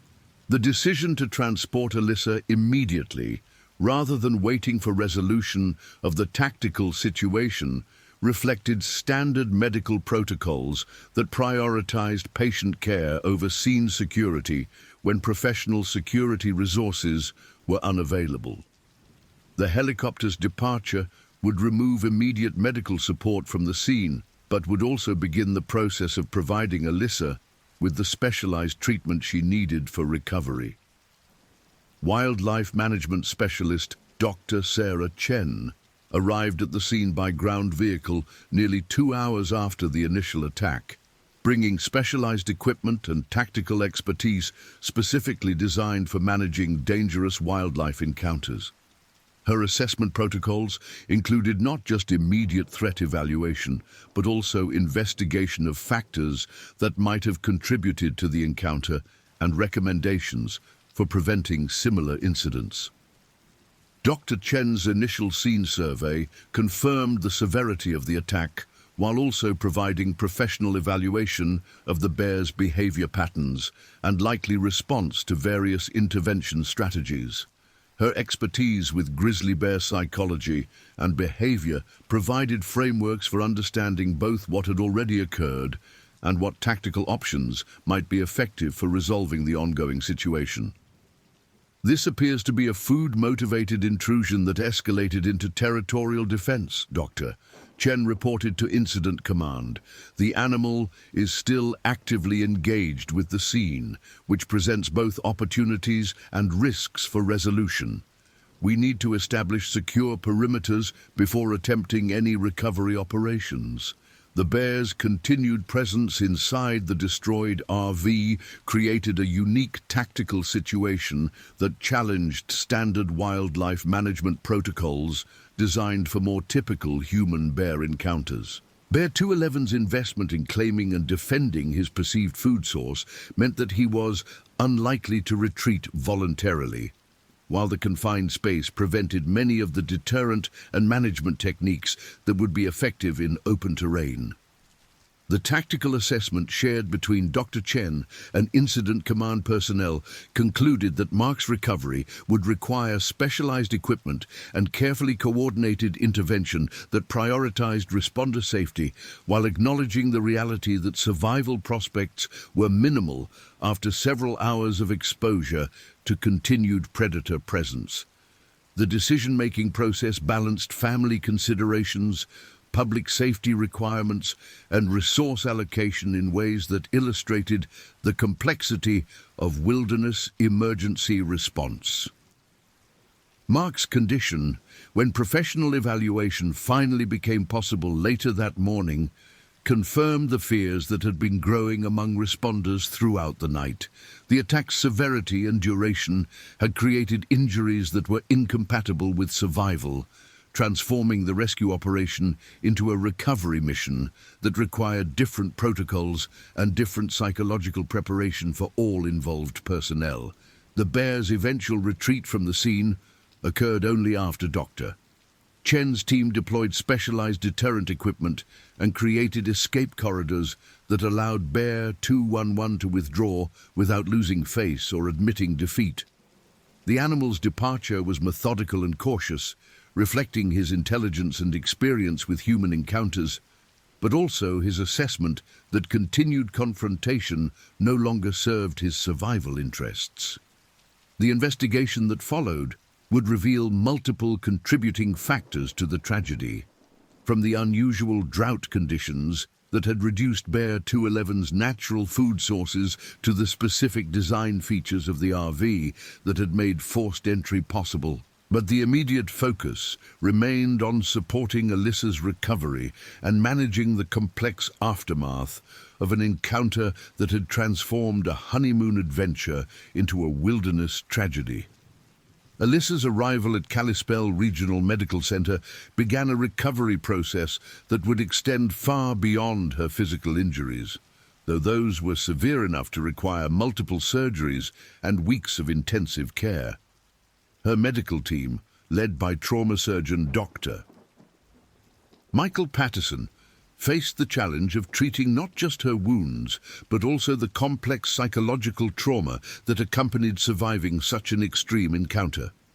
The media response to the attack began within hours of the helicopter transport, as news of grizzly bear attacks in national parks attracted both national attention and intense public interest in the details of what had occurred. The story combined multiple elements that resonated with public fears and fascinations: newlyweds on their honeymoon, wilderness adventure gone wrong, and the ancient terror of predator attacks on human prey.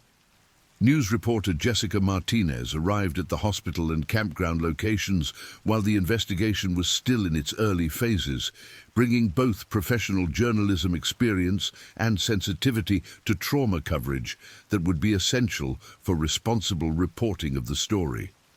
Her coverage would need to balance public interest with respect for the victims and their families, while also addressing broader questions about wilderness safety and wildlife management. This appears to be an extremely rare but devastating example of human-wildlife conflict, Jessica reported in her initial broadcast coverage. Questions are already emerging about campground security, bear management policies, and what might have been done to prevent this tragedy.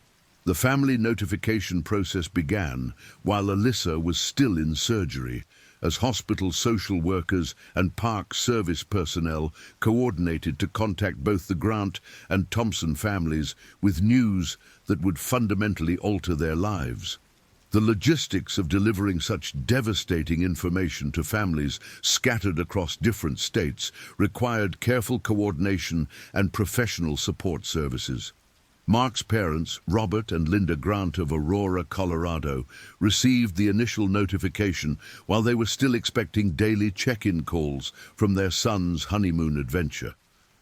The transition from anticipating happy updates to processing news of his death represented the kind of life-changing moment that reshapes family narratives and creates lasting trauma that extends far beyond immediate grief.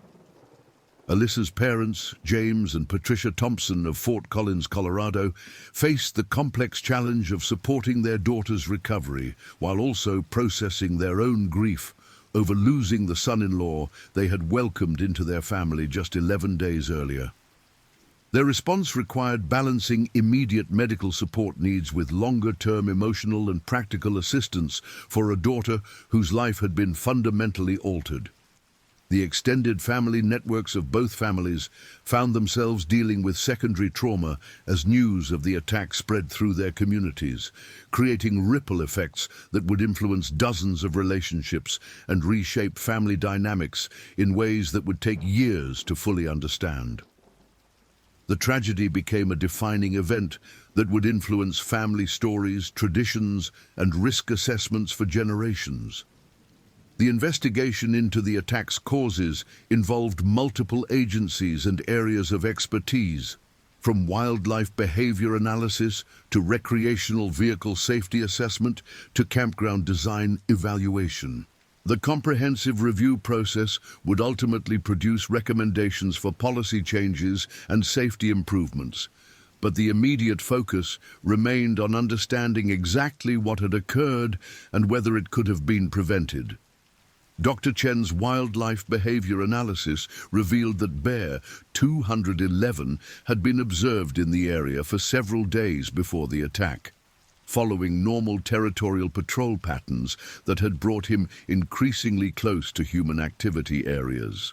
The bear's behavior had not triggered management intervention because it remained within normal parameters for the species and season, illustrating the challenges of predicting when wildlife encounters might escalate into dangerous confrontations. The RV manufacturer's technical analysis of the vehicle's destruction provided detailed information about how the bear had achieved entry and what design modifications might prevent similar intrusions in the future. The findings would influence industry standards for recreational vehicle construction in bear country, though the specific combination of circumstances that had enabled the attack remained relatively unique. Campground security protocols came under intense scrutiny as investigators examined whether different management approaches might have detected or deterred the bear before he reached the point of attempting forced entry. The review process highlighted ongoing tensions between wilderness preservation objectives and visitor safety requirements that characterize national park management throughout bear habitat regions. The legal implications of the attack began emerging even before the investigation was complete, as questions arose about liability, negligence, and the adequacy of safety warnings provided to campground users. The complex regulatory environment surrounding national park operations created multiple potential areas of legal responsibility that would require careful analysis and potentially lengthy litigation to resolve. Insurance considerations added another layer of complexity to the aftermath, as the destruction of the grant's expensive RV, Mark's life insurance policies, and Alyssa's medical expenses created financial implications that would influence family decision-making for years to come. The economic impact of wilderness tragedies often extends far beyond immediate emergency response costs, to affect families and communities in lasting ways. Media coverage of the attack intensified as additional details became available and public interest in the story continued to grow. The coverage raised important questions about wilderness safety, wildlife management, and the risks associated with national park tourism, while also providing a platform for expert discussion of broader human-wildlife conflict issues. Bear 211's fate became a significant component of the story, as wildlife management agencies faced decisions about whether the bear's behavior warranted removal from the population or whether the encounter represented understandable responses to environmental pressures that didn't justify lethal management intervention. The decision-making process illustrated complex ethical and practical considerations that characterize modern wildlife management. The tracking operation that followed the bear's retreat from the campground involved multiple teams of specialists using radio collars, trail cameras, and other monitoring equipment to assess his continued behavior and potential risk to human safety. The surveillance program would provide valuable data about post-incident behavior patterns while also informing management decisions about population control and habitat modification. Dr. Chen's behavioral assessment concluded that Bear 211's actions, while tragic in their consequences, represented understandable responses to environmental stresses and food scarcity, rather than abnormal aggression or habituation to human food sources. The findings suggested that similar encounters might become more common as climate change and habitat pressure increased competition for resources. The drought conditions that had contributed to the bear's food scarcity were part of broader environmental changes affecting wildlife populations throughout the region. The connection between climate factors and wildlife behavior illustrated the complex ways that environmental change could influence human-wildlife conflict patterns and create new challenges for wilderness management agencies.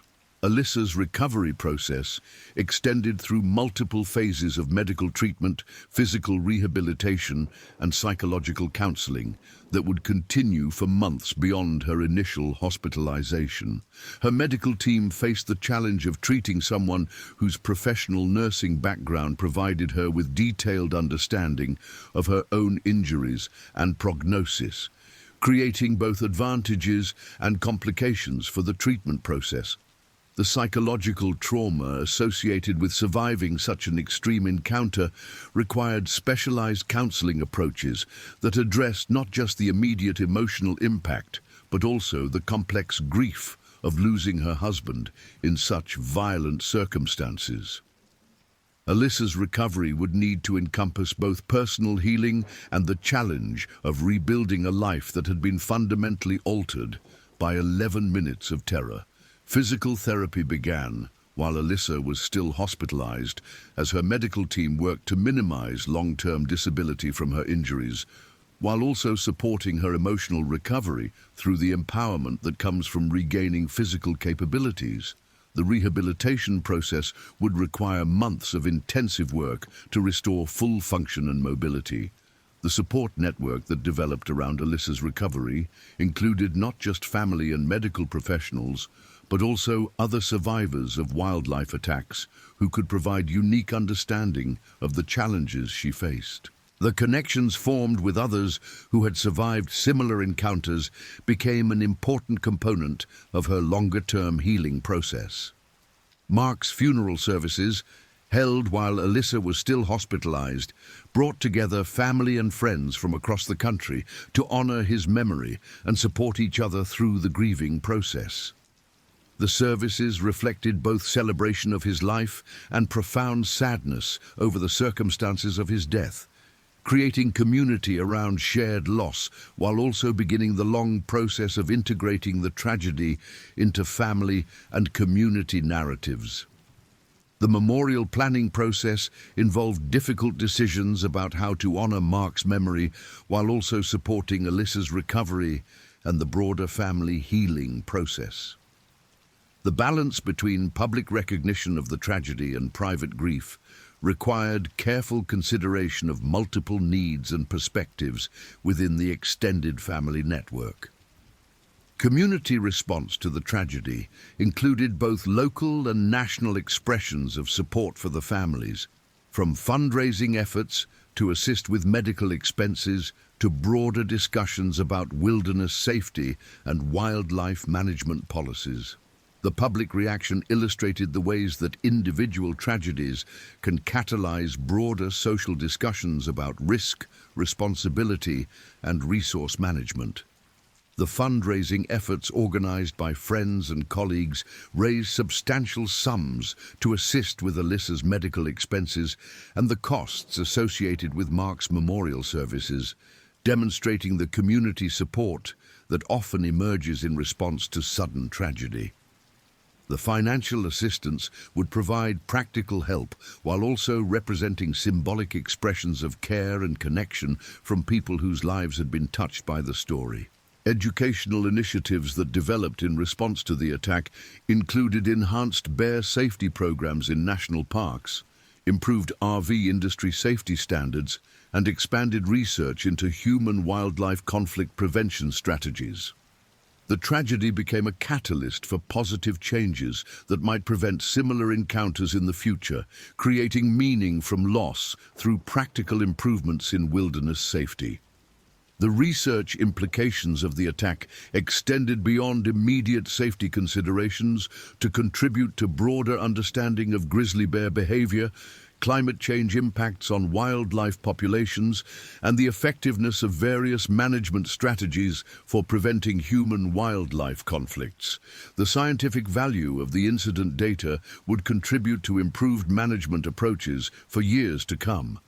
Wildlife management policy discussions that followed the attack addressed fundamental questions about the balance between wilderness preservation and visitor safety, the role of education versus regulation in preventing conflicts, and the long-term sustainability of human recreation in prime wildlife habitat. The policy debates reflected broader tensions in natural resource management that extend far beyond individual incidents. The legal proceedings that eventually emerged from the attack involved multiple parties and complex questions about responsibility, liability, and the adequacy of existing safety measures. The litigation process would continue for years, creating ongoing stress for families while also potentially clarifying legal standards for wilderness recreation, safety, and management responsibilities. Settlement discussions and legal resolutions would ultimately provide financial support for Alyssa's continuing recovery while also establishing precedents for similar cases in the future. The legal outcomes would influence policy decisions by government agencies, insurance companies, and recreation industry businesses in ways that extended far beyond the immediate parties to the litigation. The long-term environmental impact of the incident included changes to campground design and management practices, modifications to wildlife monitoring and management protocols, and enhanced research into human-wildlife conflict prevention strategies. The systematic changes that followed the tragedy represented efforts to honor the victims through practical improvements that might prevent similar losses. Alyssa's eventual return to work as a pediatric nurse occurred nearly 2 years after the attack, representing a significant milestone in her recovery process, while also creating new challenges as she integrated her traumatic experience with her professional identity and responsibilities. Her return to patient care required both personal courage and professional support from colleagues who understood the challenges she faced. The anniversary observances that began marking the date of the attack became opportunities for both private remembrance and public discussion of wilderness safety issues. The annual attention helped maintain focus on prevention efforts while also providing structured opportunities for family and community healing through shared remembrance of Mark's life and legacy. Mark's memory became associated with wilderness safety advocacy and wildlife conservation efforts that channeled grief into constructive action aimed at preventing similar tragedies.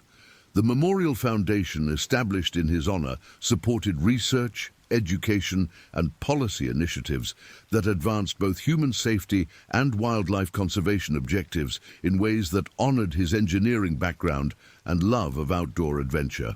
The broader impact of the attack extended throughout the communities and professional networks that had been touched by Mark and Alyssa's lives, creating lasting changes in how their friends, families, and colleagues approached wilderness recreation and risk assessment. The tragedy became a defining event that influenced countless individual decisions about outdoor activities, travel planning, and family safety considerations. Years later, the August 25, 2024 grizzly bear attack would be remembered not just as a personal tragedy for the families involved, but as a watershed moment that influenced wilderness management policies, recreational vehicle safety standards, and public understanding of human-wildlife conflict issues throughout North America. The lessons learned from Mark's death and Alyssa's survival continued to inform prevention efforts and support services that protected other families from similar losses while preserving opportunities for safe wilderness recreation. The story of those 11 minutes of terror inside a destroyed RV became a case study used in wildlife management training programs, emergency response protocols, and trauma counseling education, ensuring that the knowledge gained from such profound loss would continue serving others who faced similar challenges.